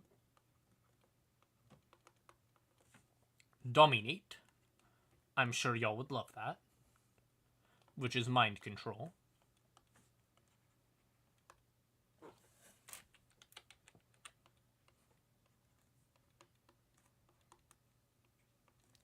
And finally, obfuscate. Fuck. I cannot pronounce that word. Which is stealth and perception warping. Now, these are their V5 or 5th edition disciplines. They used to have a thing called dementation in the place of dominate. Now, dementation is currently, oh yeah, sorry, I did forget to say it. As Reverend said, diablerie is when a vampire eats another vampire. And they fight for dominance in the first vampire's head. It depends. Now, dementation is a amalgam power of Auspex and dominate. Now, dementation allows them to share their madness for but a moment. Because their clan Bane is the Madness Network.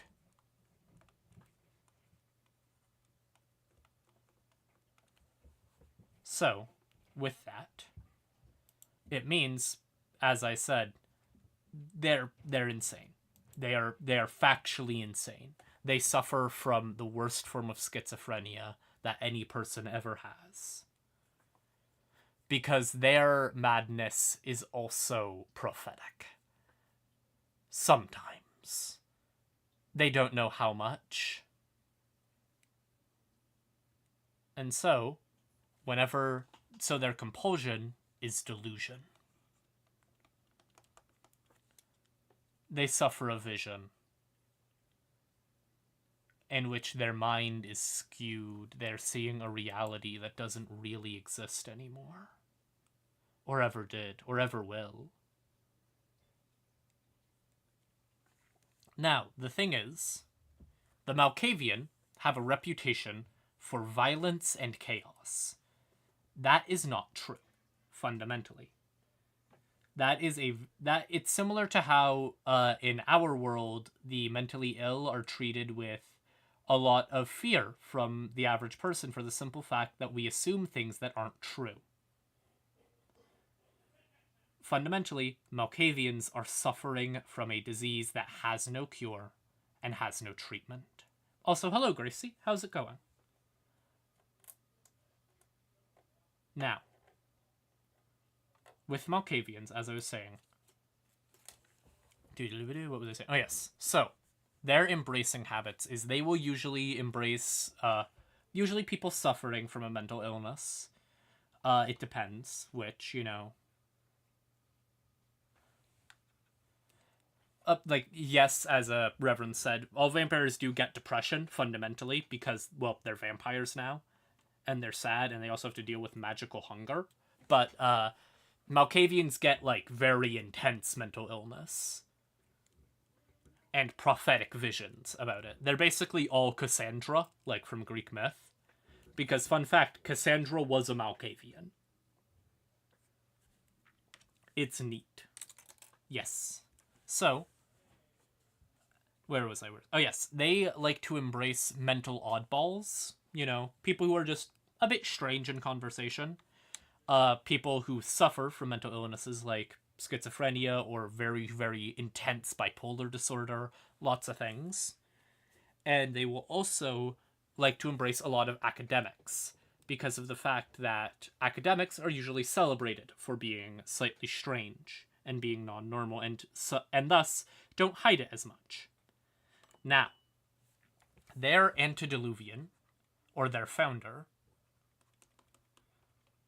is Malkav.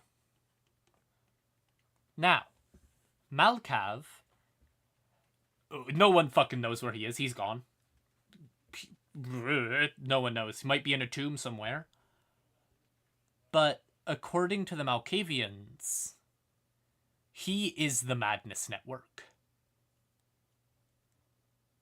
He is what allows all Malkavians to see a little bit of the future. To know what's around it. But he also curses his kin with that very madness. And now, fundamentally, something you should remember about the Malkavians. They suffer from mental illness. That does not make them worse people, even if that assumption is present within vampire society. Because vampire society kind of fucking sucks.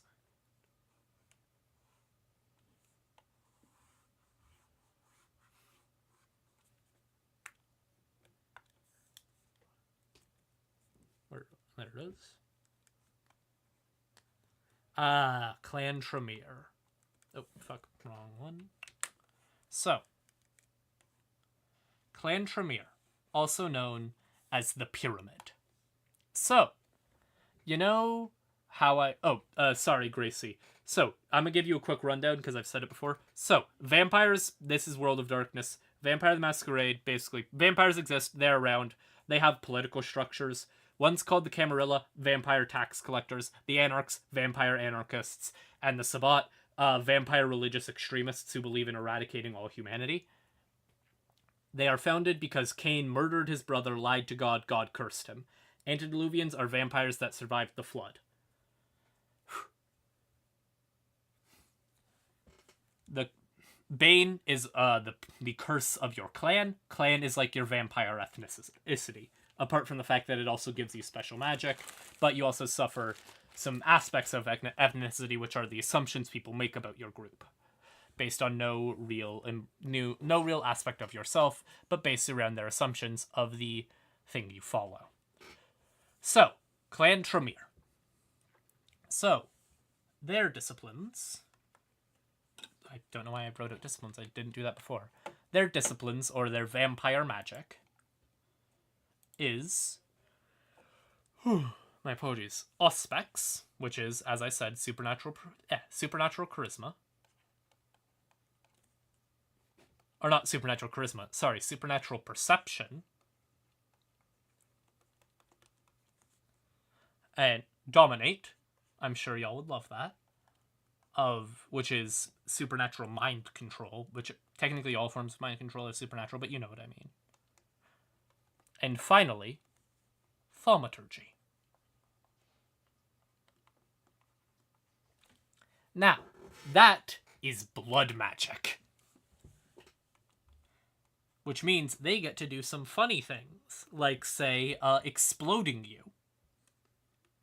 Yes, they use your blood as a weapon against you.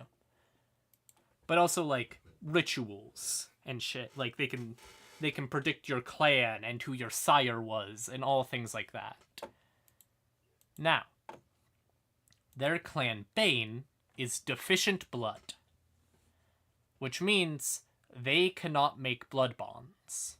Now, to give you a quick explanation of what a blood bond is. When a vampire drinks the blood of another vampire without killing them, they become blood bonded to that vampire. And such, they are more likely to follow their orders because, well, of course the person who fed you their blood cares about you. They love you. They're your friend. Really, they care about you. You should really do what they say. Really, loyalty to them is just all you should expect, right? Isn't that right? Basically, you become under their control mentally. Of course, there's different levels of it, you know. When you get to the final level, it's a fundamental force in your brain. When you get to the lowest, it doesn't really matter. Now, the reason they have this is because they are also called the pyramid. The Tremere pyramid, as it's described.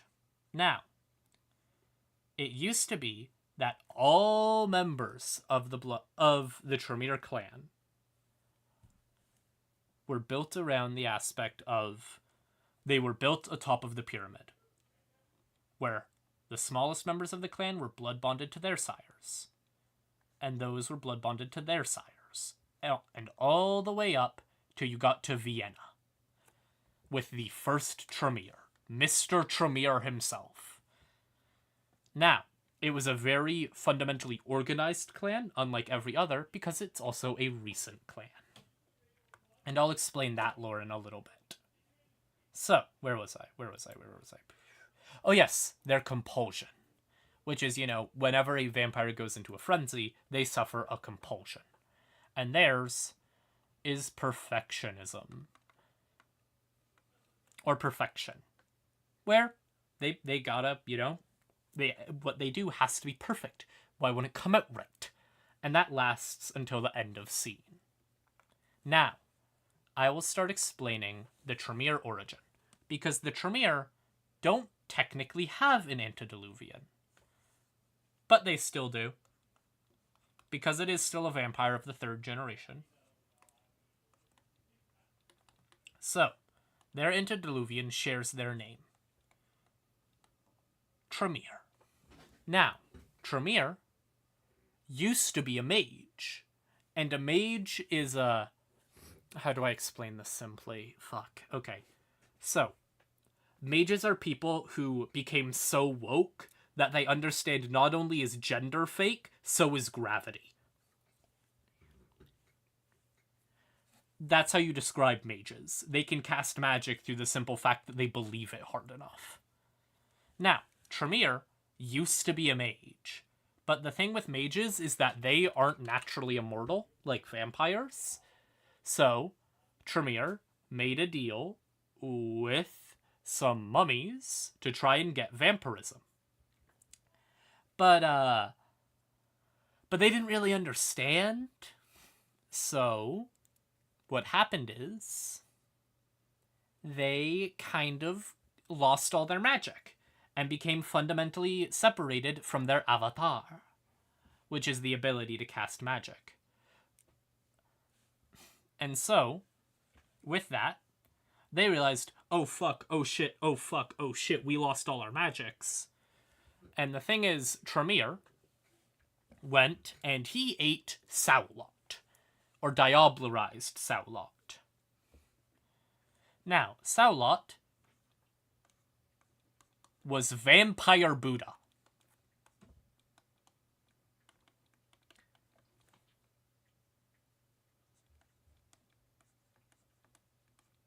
Now, with it, Saulot was, like, surprisingly an actually good guy. Kinda. A little. He wasn't... He was very kind for vampires. Which is to say, a pretty shitty person, but, you know, he didn't randomly murder people for the fun of it. And he kind of just disliked humans in the way that you don't really care about cattle. They're animals to you. But he doesn't want them to suffer, because why would he want that? That's just weird. Now, Saulot, also known as the Cyclops, he opened his third eye. Fucking look at him, looking at you. That's him.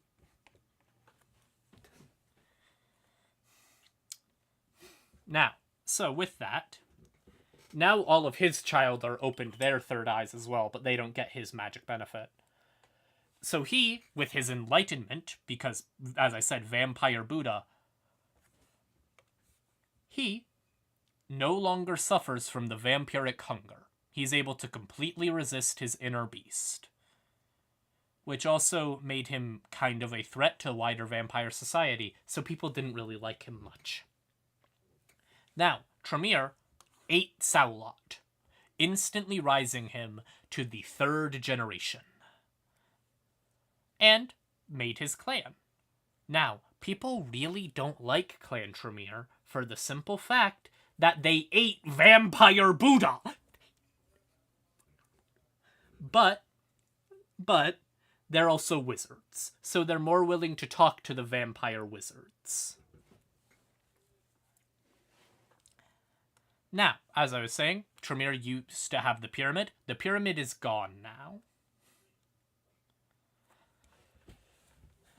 So, now Tremere are kind of dealing with the fact that, well, their organization is gone. And also, so, to give you a bit of info, in London, a old vampire joined up. An old vampire woke up. Now, he was from way back when. Like, from the fucking 400 BCE time. And he woke up, he did his big old yawn when... Oh, fuck. Oh, what's happened since I've been asleep? The fuck you mean phones exist? Huh? Whatever, nerd. Wait. So there's these new folks on the block. What are they called? The Tremere. They ate who? My best buddy Saulot? What the fuck? You know what? Every single Tremere, they are banned from the city everywhere England touches. If they come here, I'll kill them. And he did. He killed quite a few. He eradicated a large amount of Tremere in London. Also, yes, we will go into the Salubri in a little while, but they are a bit more of a bloodline. They aren't really a full clan. So they'll be brought up at the end with the other kind of bloodlines. So, that's the Tremere. They're assholes, they're wizards, and people are willing to talk with them because they're asshole wizards. And the Tremere are with the Camarilla, pretty much fundamentally. So,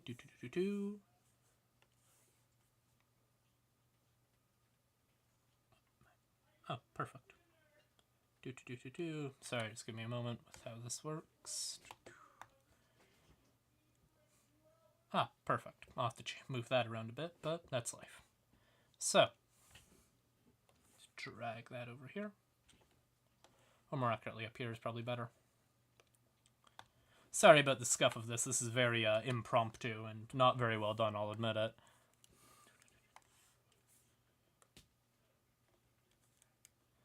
Ah, there we go. Now we are into now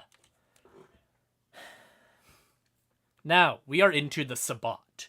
As I said, the vampire extremists who want to kill humans and make them into slaves. They suck. Nobody really likes them. You can't really play one anymore for the simple fact that you are playing a human genocidist who wants to eat their dad. Because they're dedicated to the jihad, which is the aspect of them eating their sires. So, now we are talking about the absolute worst of people, the Temitsi. Now, Clan Temitsi, also known as the Old Clan, or the Flesh Shapers. We're going to get into that. It's great. So, their disciplines are animalism, which is, animal shit, a little bit of shape-shifting, all that. Then, dominate, which is mind control.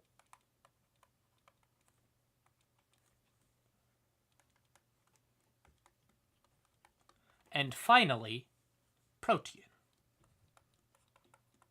which is, as I said, fully shapeshifting. Now, the thing is, they used to have a thing called vicissitude. And vicissitude is flesh crafting. They turn you into chairs and shit. And they don't do it because they like human pain. They do it because they enjoy the art form of it, man. There's a real beauty to turning that screaming child into a lampshade. They're completely and utterly fucked up. Now, Clan Temitsi's bane is very neat. I like it a lot. It's called grounded. Now, that means, fundamentally, every time they rest during the day, they have to be around something that was in their human life. So perhaps it could be their ethnic group if they were deeply connected in that, or maybe their burial soil. Or if they are a very Christian person, it could be, aspects and imagery of Jesus. Because fundamentally, that thing about the church being repellent to vampires, it kinda a little bit, but that's for different reasons. It depends. It's about true belief, and people rarely hold that nowadays, so don't worry about it. And their compulsion is covetous.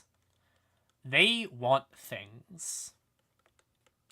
So, when they suffer a frenzy, they want to possess something. They want to own something. It has to be theirs. And that lasts for a little while. Now, the Temitsi, they're kind of considered the Sabbat version of the Toreador, in that, they love beauty and all this, except it's not art, it's turning people into lampshades and really fucked up things. And they also have a generational feud with the Toreador, because it used to be that the Temitsi were the vampire wizards, thank you very much. Because they are also called the Old Clan, and there's a reason. Because they're a very old clan. With that as well, Temitsi have some pretty known people, like, Count Dracula? He was a Temitsi.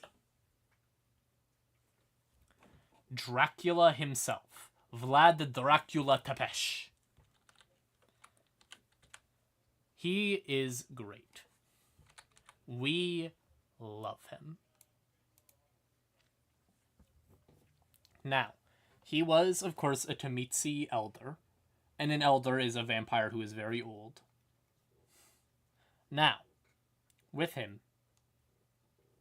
he's also kind of hated because of the fact he kind of scammed his way into vampirism and also ate his dad.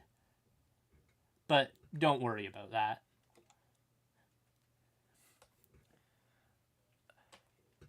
He's just also kind of hated because he's very popular for being a vampire. And now, to give y'all some info about the Temitsi and the Tremere. The Temitsi and Tremere kind of hate each other, as I said, because the Temitsi were used to be the good vampire wizards, and now the fucking Tremere is butting into their fucking line of work. But when they do work together, they do fucked up shit. Like, say, making the bloodline known as gargoyles. Because with that, they kidnapped a bunch of Nosferatu,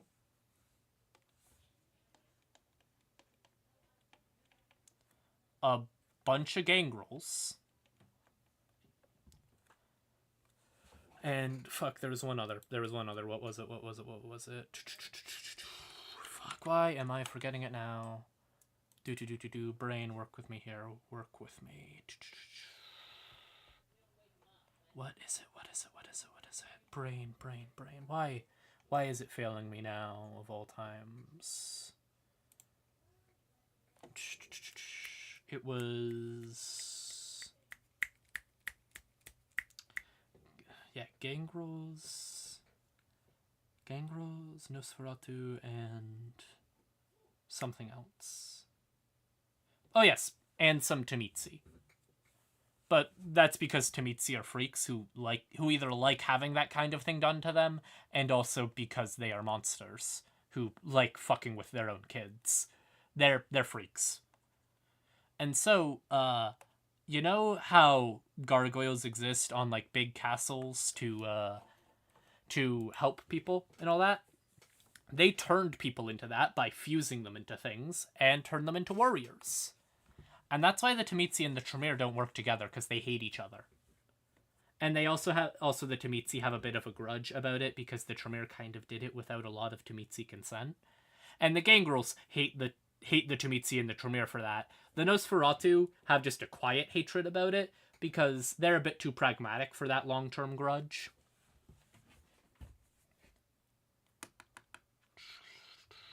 Oh, yes, I almost forgot about their antediluvian.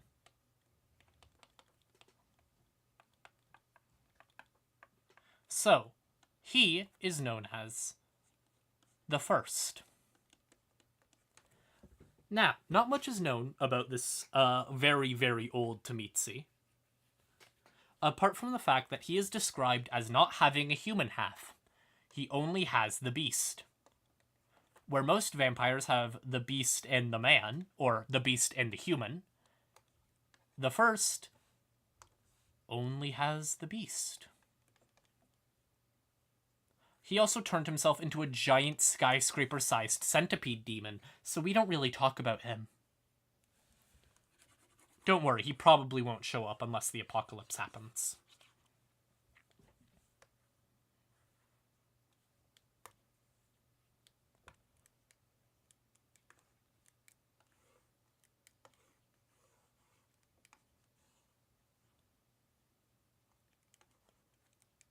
Ah yes, the La Sombra. So, the La Sombra represent, I guess the best way to describe it is shadows. All that sort of stuff. You know, magic, all that. And their disciplines are, first and foremost... Christ almighty. Oblivion, which is control over shadows, or shadow magic, which, you know, allows them to teleport, allows them to see in the dark, which, fun fact, most vampires can't actually see in the dark. Sucks to be them, right? They have dominate, which is mind control, as I've said before. Christ, I cannot spell for the life of me.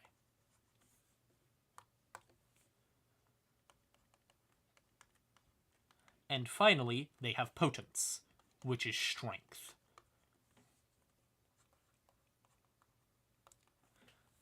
Now, their bane is distorted image.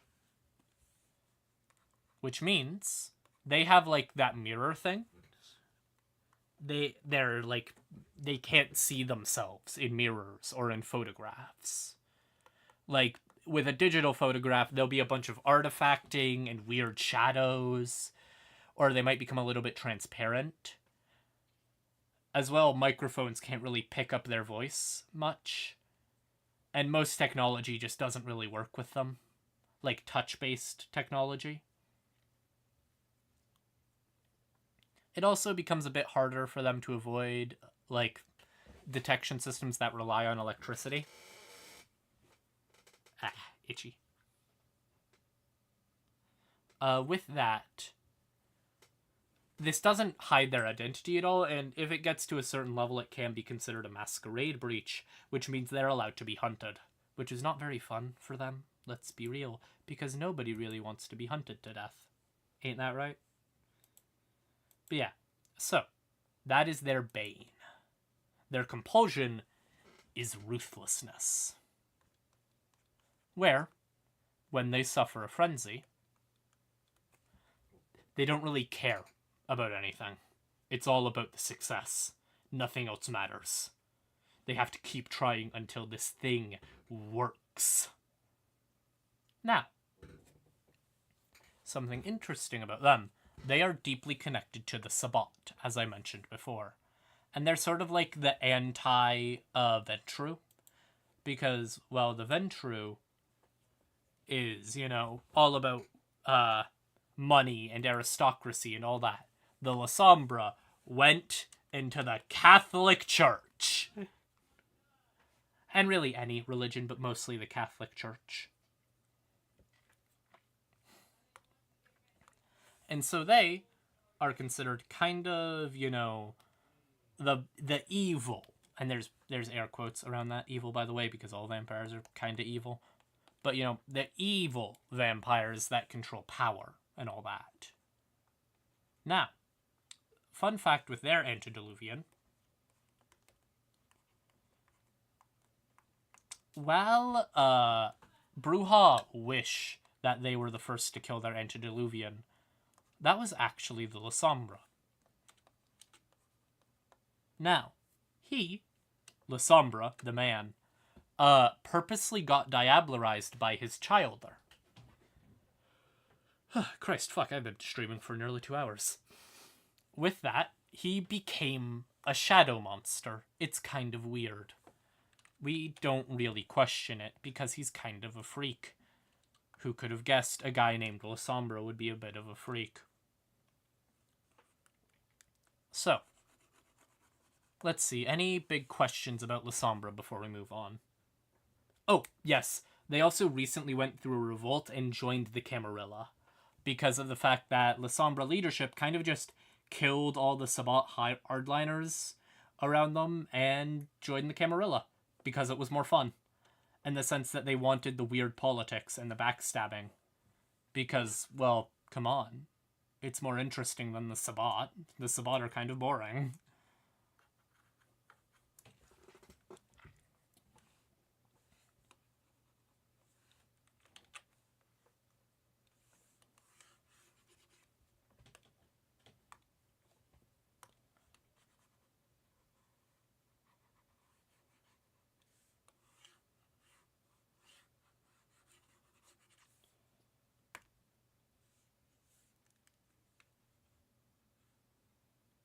Ah, the ministry.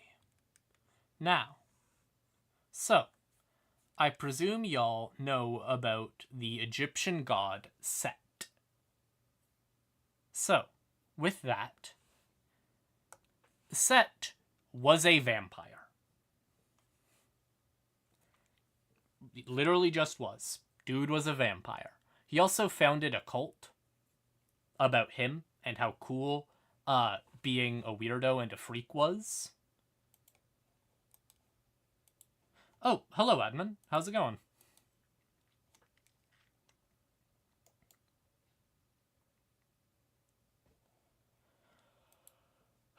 My apologies. So, the ministry. They used to be known as the followers of Set, or the Corruptors, because they're little freaks. And their disciplines are Obfuscate. I'm finally pronouncing that correctly, yippee.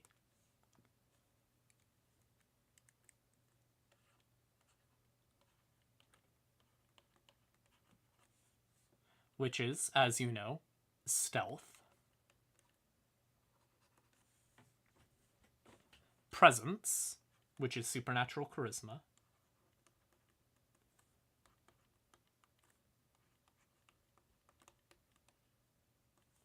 And finally, Protein.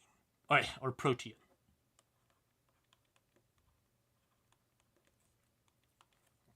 Which is control over animals.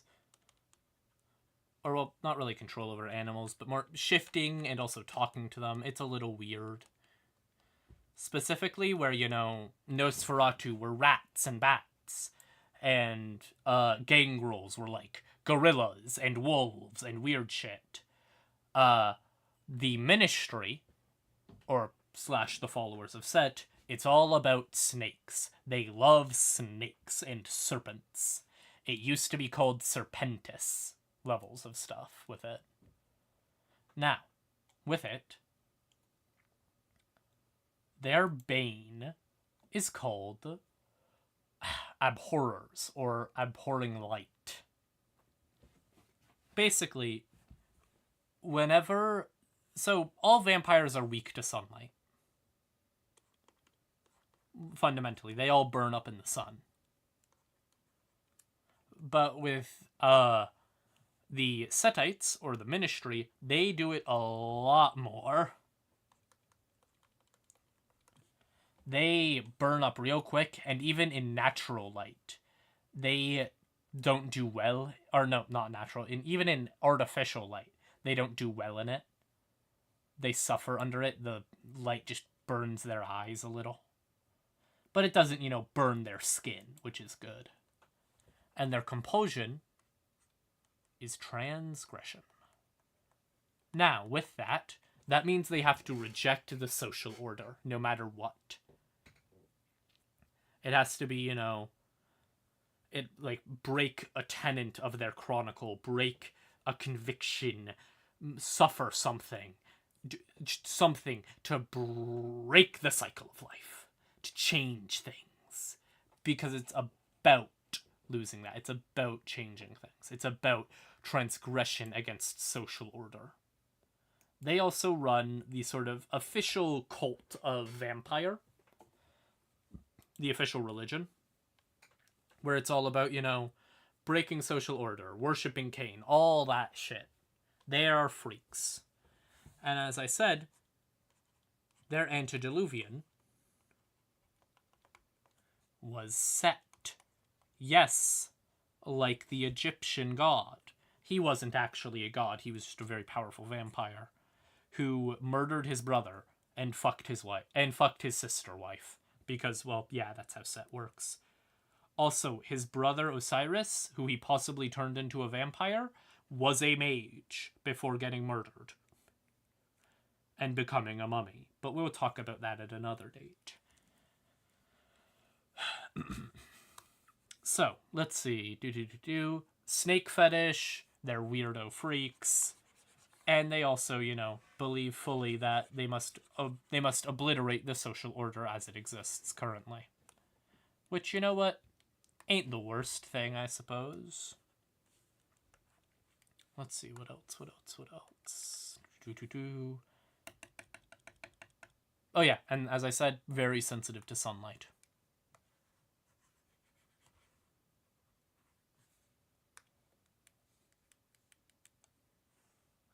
Ah yes. Clan Ravnos. The Thrill Seekers. So. Clan Ravnos' banes are... Ah, damn. Fuck, I don't have the pen on there, yeah. Animalism. Which is, as I said, control over animals. Usually birds with these people. obfuscate, which is supernatural stealth and all that, and presence, which is charisma.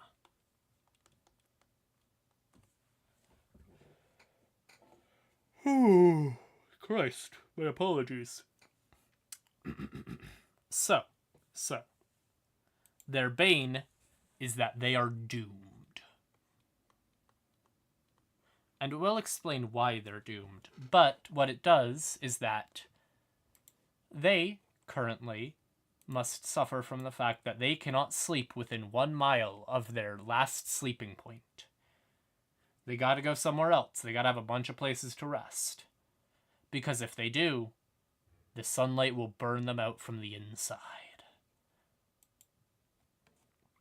And then,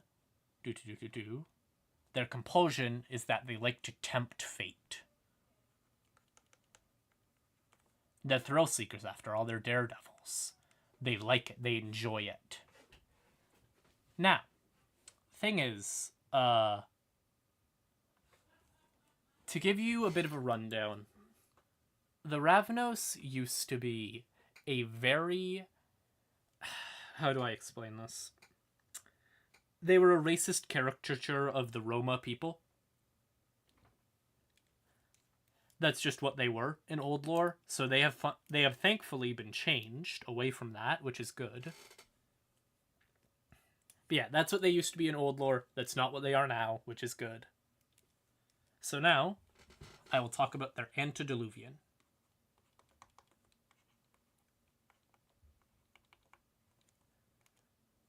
Sometimes known as just Ravnos, or also known as, let me find the proper spelling of it.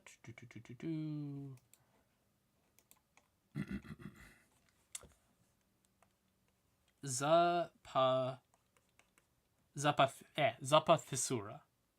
It's a hard word to pronounce, I'll admit it.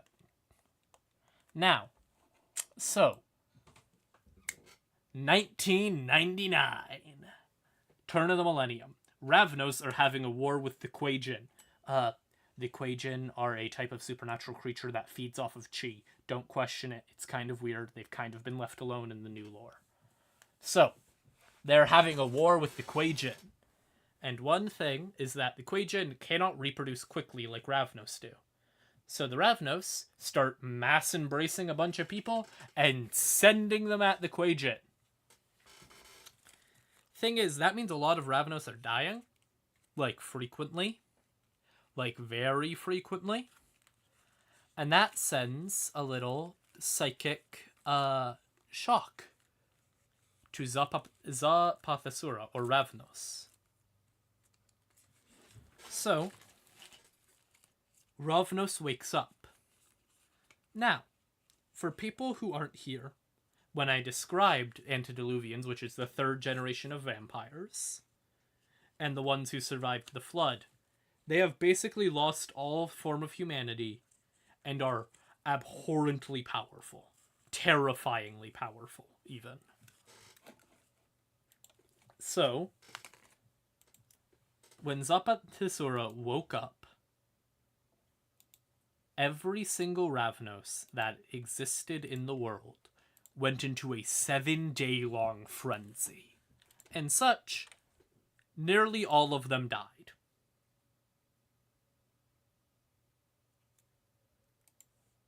Also, to give y'all some info, we actually have an image of Zapathisura. Now, to give you some context, this guy, Mr. Zapathisura, or as I will be calling him, Ravnos, because it's fucking easier. As I said, he woke up. Every single Ravnos went into a feeding frenzy for 7 days and died. Or most of them died, actually. And then, let me tell you what it took to take down this motherfucker. 3 incarnations of the Grand Buddha's Wrath, and the world government, the secret world government, ignore that, it's run by the wizards, we're not getting into that today, shot multiple nukes at him, and then had to use the Dyson sphere they have around the sun, don't worry about it, to direct all of the sun's rays onto him directly. And that finally killed the fucker. After they dropped 3 nukes on him. And you want to know what he said when he woke up?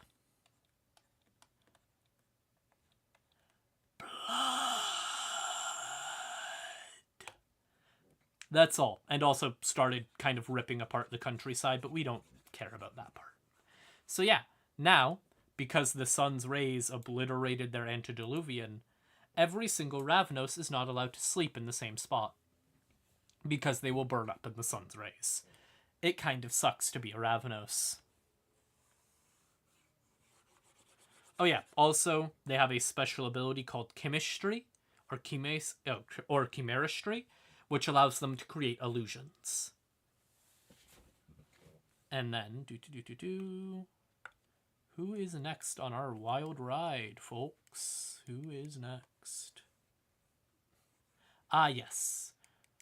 Now, the Ravnos La Sombra and the Ravnos La Sombra and the Tmitsi, there we go, were usually aligned with the Sabbat. Now we have a group that doesn't really align themselves with anyone, called the Banu Hakim. Now, the Banu Hakim, formerly known as the Assamites, but it's now the Banu Hakim because it's just a bit easier. Their disciplines are blood sorcery,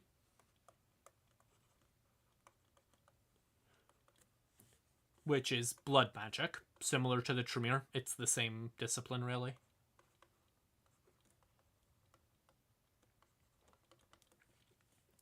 Celerity, which is speed. Damn. Sorry, just... There we go. And obfuscate, which is stealth and all that. Now, their clan bane is that they are a true addict to blood. Whenever they drink the blood of another Cainite or kindred, which is a vampire, they can't stop drinking. They find it very, very hard to stop.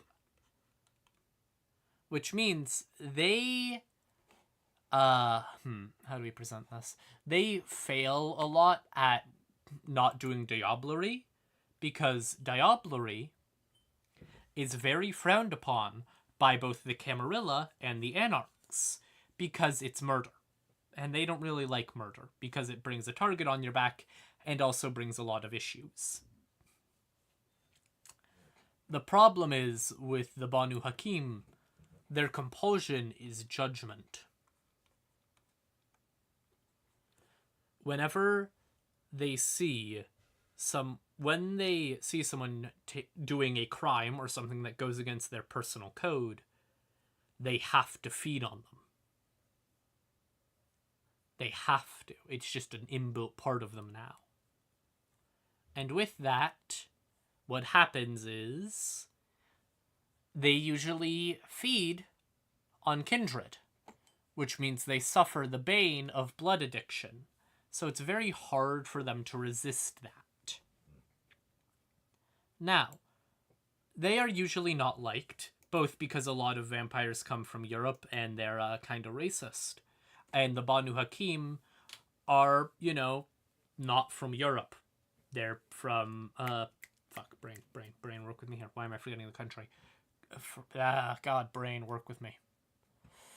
No, they're from the Middle East in general. They don't really have an exact country because they kind of were from the city of Enoch, which is now under the waves. But you know what I mean. So, their founder, their antediluvian, was Mr. Hakim himself. Now, supposedly, according to them, Hakim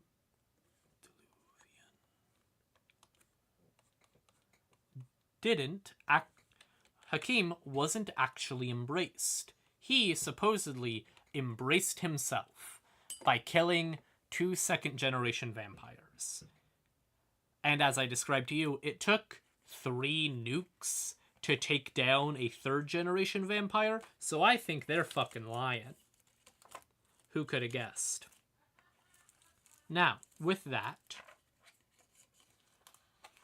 what happened is, they despise the Tremere. They fucking hate the Tremere. Because the Tremere stole their blood magic from the Banu Hakim. So they are very much not fond of those. They also are sort of self-righteous fucks a lot because they, you know, believe themselves the arbiter of law in vampire society.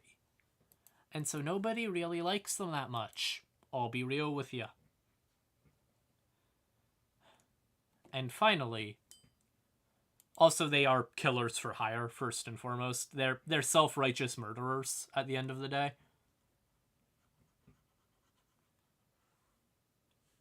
Like most vampires, they're self-righteous murderers, actually, funnily enough.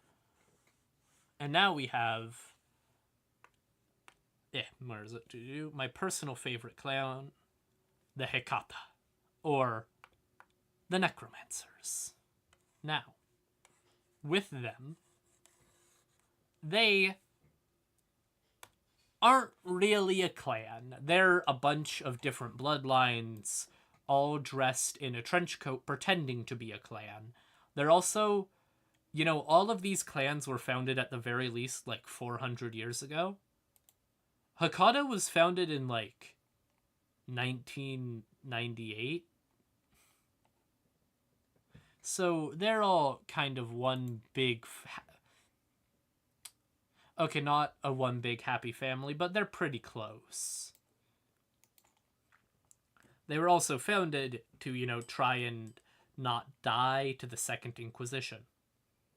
So, their disciplines are Auspex, which is perception,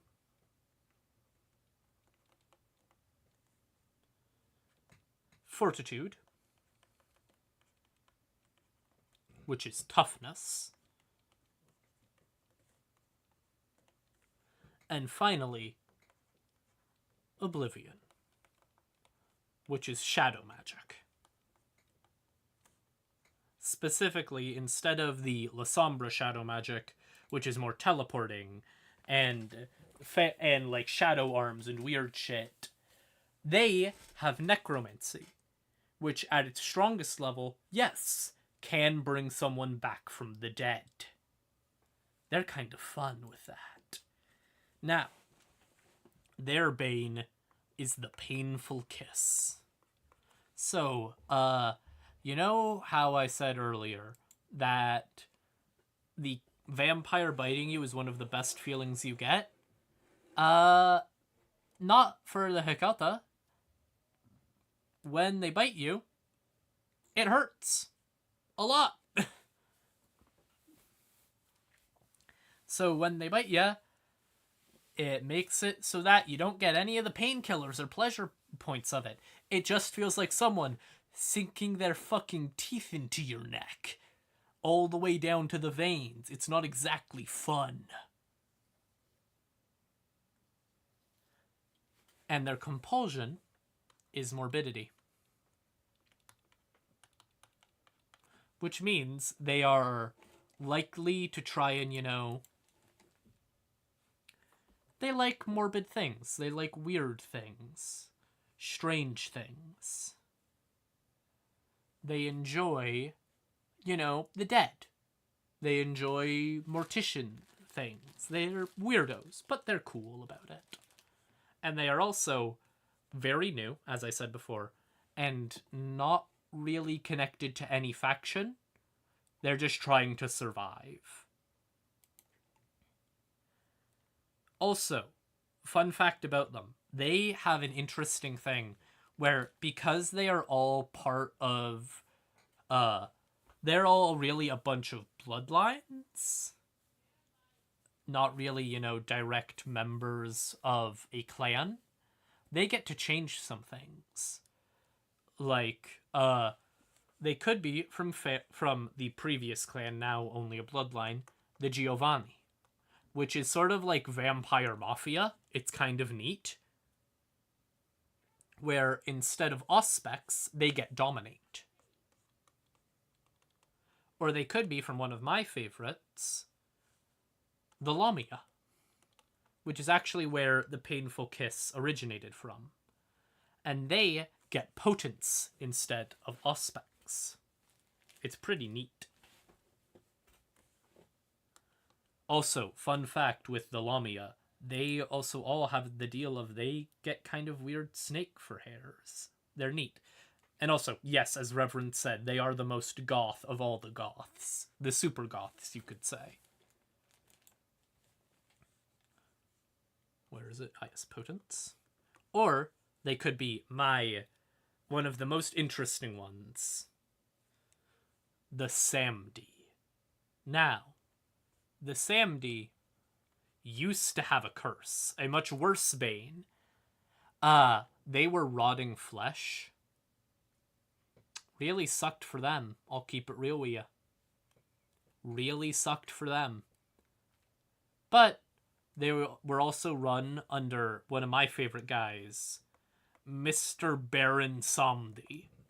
Now, Baron Samdi supposedly does not have any relation to the man of the same name. He just happens to be called Baron Samdi. Ignore the fact that he is probably the same guy. He also spreads constant rumors about his origin. Supposedly he could be from ancient Greece. Or the Haitian people. Or fucking anywhere, man. He says he might be even 50 years old. Like, 50 human years old. Dude is constantly lying, and I love him for that. And they get to replace Auspex with Obfuscate. As Reverend said, one big, distant, and absolutely fucking miserable family. Now, that was all the mainline clans that exist.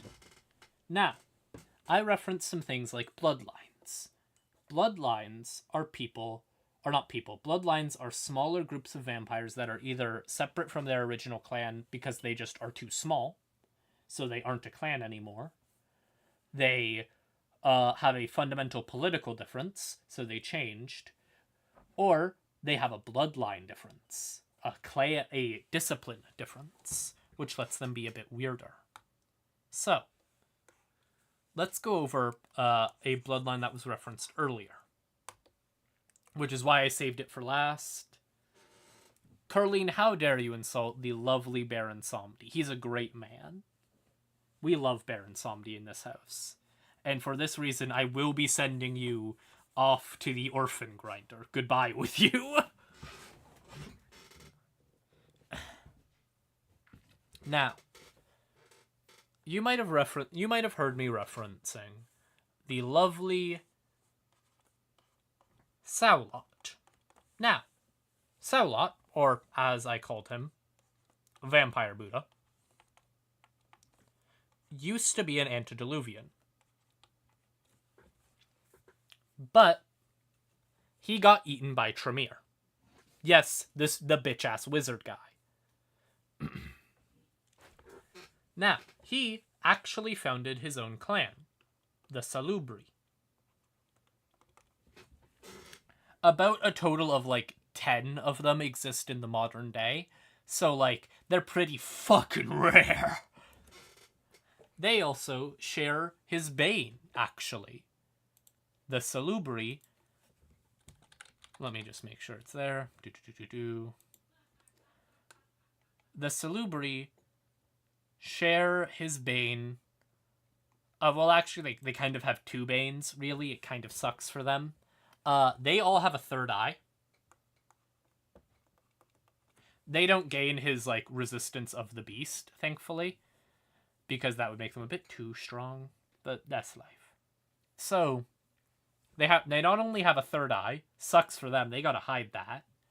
Of course, it depends. For some, it might just be a strange looking birthmark in the shape of an eye on their forehead.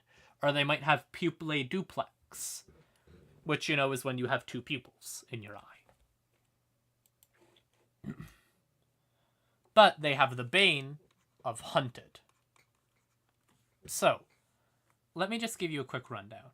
So there is a tier system, basically, to blood.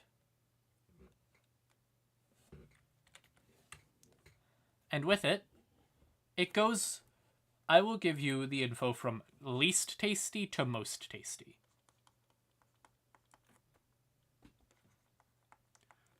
So, at the one that people don't really like is animal blood. Then, it's human blood, which is actually pretty tasty. Then normal vampire blood, which is extra tasty. Then, finally, your specific sire's blood, which is super extra tasty. And then finally, what breaks the scale, salubri blood. It is like crack fucking cocaine for vampires. They really like eating it. And so, whenever a salubri does their little vampire magic, their eyes start to bleed, which causes a hunger check around the people, from the people around them. It kind of sucks to be a salubri. Now, that's their bane. Their compulsion is that they're empaths. Really. Yeah. They, whenever someone's having a problem, they try to fix it. Or when they suffer a compulsion, they have to, you know, try and help people and all that shit. I personally am not the biggest fans of salubri, because salubri are kind of boring. In the sense that it's like, they give you an out to choose someone who's morally a good guy. They have this interesting aspect where pretty much every salubri is 7th generation or higher. Because, basically, salubri practice a weird form of the embrace, where they only embrace people who are naturally kind, or people who just try to be kind. Like, you know, it could be a doctor, or a vet, or it could be a therapist, or it could just be, you know, that person giving out sandwiches, just because they want to be nice to people. And whenever a salubri reaches enlightenment, they say, all right, I'm going to kill myself now. And then they go find someone, they embrace that person, and they tell them, eat me, literally. And then they eat them, literally. And so, salubri have this thing of all having pretty high generation blood power, because they ate their sire. Always, every single time. It's kind of weird. Sorry, just itchy eye. So yeah, salubri are vampires who are trying to do good in the world and also kind of boring. We don't really like them much. So yeah. Now, into the basics of what your life as a modern vampire would be. You got embraced by that fucking pretty boy in the club. And now you gotta deal with the fact that you can't walk in the sun. You can only feast on the blood of other living things. And life will always be with a knife to your back. It's the way it is. It sucks. But that's life.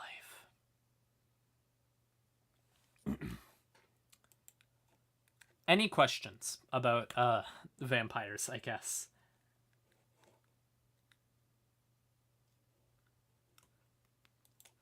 Yeah, any major questions that I haven't answered for people?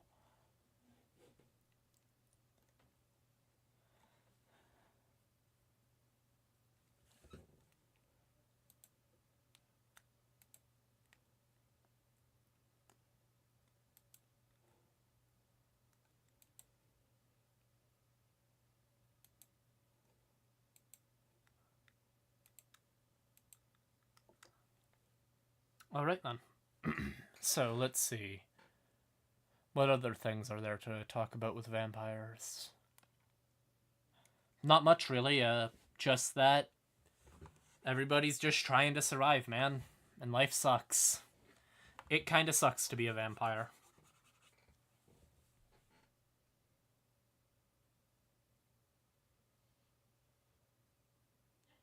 Or, yes, that is undeath, I suppose. Let's see, we have been... Okay, I've been live for about 2 hours, crikey. Oh, sorry. Yeah, I've been live since about 6 p.m.-ish, so it's about 2.5 hours. So, okay, you know what? I'm going to give a quick rundown on the other ones. So let's just do bing bong. Bing. So, as I said, that was Vampire, which is the biggest one. Not the most complex, but I went into the most depth because of the simple fact that it's easy to go into depth with that one. So, time to give y'all a quick rundown on the other ones.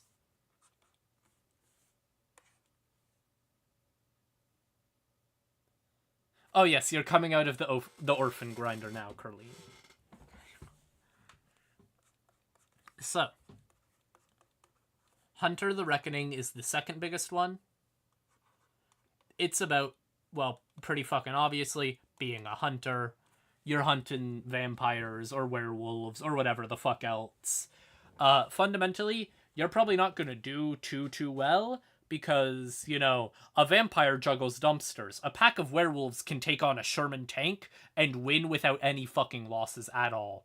And a pack of werewolves is like 3 people. Or you're fighting a fucking wizard. And wizards are fucking wizards. It kind of sucks to be a hunter, but that's life, ain't it? You're trying to fight what can't be fought. Good luck, fucko. Then we have Mage the Ascension. So, as I described earlier, you are so woke that you realize not only is gender a social construct, so is gravity. And the laws of physics. Yes, they can fly. I'll go into a bit more depth about that since hunters don't really have that much in the way of politics because they're, well, monster hunters. They only live at max like 10 years at best. So. Oh, shit. You know what? Thank you, Reverend. I actually did not go into Thin Bloods. So, sorry. Time to go back to vampires for a bit. So, you know how I said vampires are all descended from Cain? Cain is the first generation. Then we have the second generation, which were described as terrible demigods.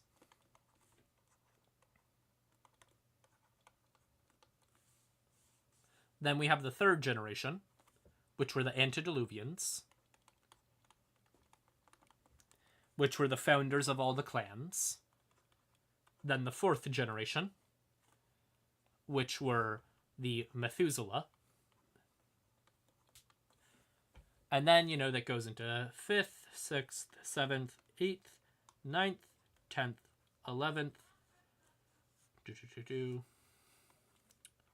12th, 13th.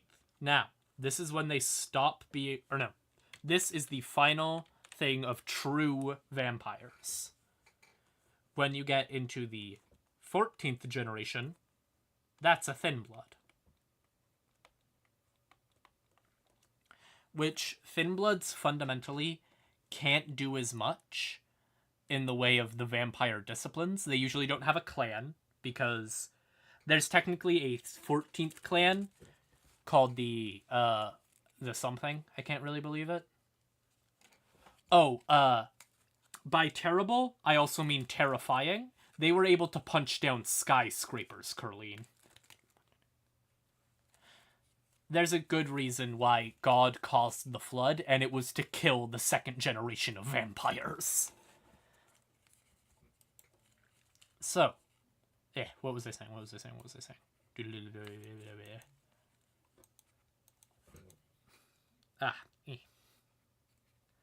So, what it was is that... Fuck, my apologies. So, they're called the clanless / the Atukari, and they don't have a clan. Typically high generation because as you get further on, it's more likely that you don't have a clan, to the point where you get to this level where no matter what, they don't get a clan. All vampire magic they cast is not done very well. They don't have as much strength in it, and it takes them a lot longer to learn it, and people don't really like them.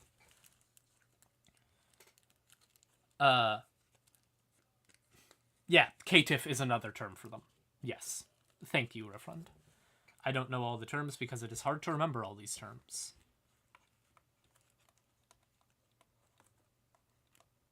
Now,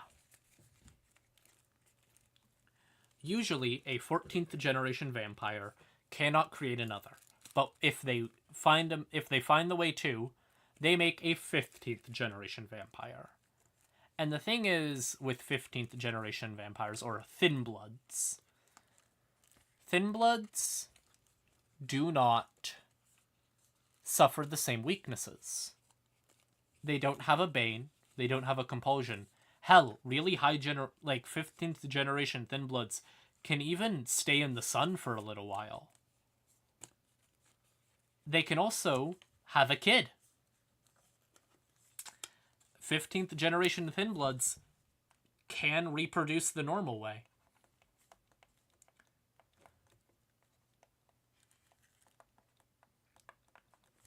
Of course, it happens very, very rarely. And in the sense of, like, by very rare, I mean there's one Dampier character. There's a total of one who exists. And she also caused the apocalypse, but don't worry, she's pretty fucking based. We love her. So yeah, that's how vampires work. I will also say, when you get to it, no matter what, pretty much all vampires, if you're playing in 5th edition, you're pretty much locked to 7th generation or higher. Nothing else. Because once you get to 6th plus, it becomes a bit more powerful. And 5th generation is more about the small scale storytelling. So, where was I? Oh yeah, wizards. So, mages. They're fundamentally made out of willpower. They're able to affect reality with it. They also deal with something called consensus, where reality doesn't like being fucked with. If you poke the bear enough, the bear pokes back, for lack of a better term. They have 2 main factions, the 9 traditions, which are wizards in their traditional sense. You know, you'll find people who believe in, like, Buddhist philosophy and wushu shit, or wuxia, also as it's described. You'll find people who believe in weird pseudoscience and diesel punk. You'll find actual wizards called the Hermeticists. The Hermeticists spawned Clan Tremere, by the way. They're the worst. We hate them. You also have shit like, you have death priests who are able to not resurrect the dead, but usually do death magic. And then you have the technocracy. So you know how I said the secret world government who dropped the bomb? That was the technocracy. The technocracy also invented toilet paper. You're welcome. They are also trying to eradicate all magic from the world. Because they practice enlightened science, not magic. Then we have werewolf, the apocalypse. Basically, you know how Earth is sometimes called Gaia? Ignore my terrible spelling. So, Gaia created werewolves to try and deal with it, to try and protect herself. And they decided the best way to do that was to kill all humans for a while. Because werewolves are kind of like... they're super soldier warriors of Gaia, You know, you try and shoot one in the head with a gun and you'll just get it fucking angry. And they already deal with magic anger. It's very environmentalist focused. Oh yeah, also Gaia is dead. They failed in protecting her. Good job, bozos. You killed God. Finally, what other ones? Oh yeah, there is Wraith the Oblivion. So remember how I was talking about shadow magic and Oblivion and necromancy? That was Oblivion all lowercase. This is Oblivion underlined 3 times, all caps, and it's also bolded. They're ghosts, for lack of a better term. Ghosts that can't move on. Finally, we have Mummy the Resurrection. So, remember how I talked about how Osiris was the first mummy? Mummies are an actual magical thing. They're the only ones who are also having a good time because they love living. They feel all the joys of life, and they also feel all the sadnesses of it. When the child drops their ice cream cone, they buy the child a new ice cream cone because they care. They're the nice ones, for lack of a better term.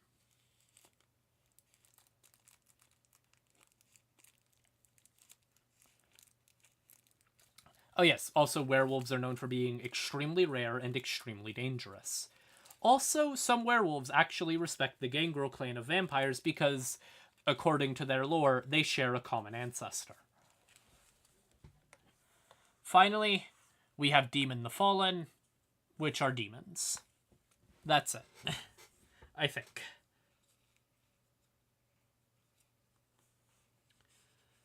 So I must say, thank you for being here. My voice is very tired, and I've been streaming for nearly 3 hours. And I realize now the music turned off like 2 hours ago. My bad. I forgot to turn it back on. Thank y'all for coming. I'm happy y'all enjoyed me rambling for 2 hours. Oh, fuck, Changeling the Dreaming. How did I forget about my favorite one? Fairies exist. They left the world. The concept of love and joy brings them back. The moon landing brought fairies back. 9/11 nearly killed all the magic fairies. Also, yeah. Cool. Thank y'all. See y'all later. Goodbye. Be safe, you nerds.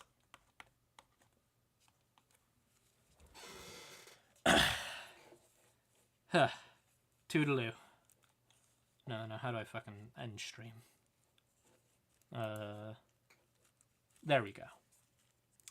Be safe, y'all. Love ya. Best wishes from Crow.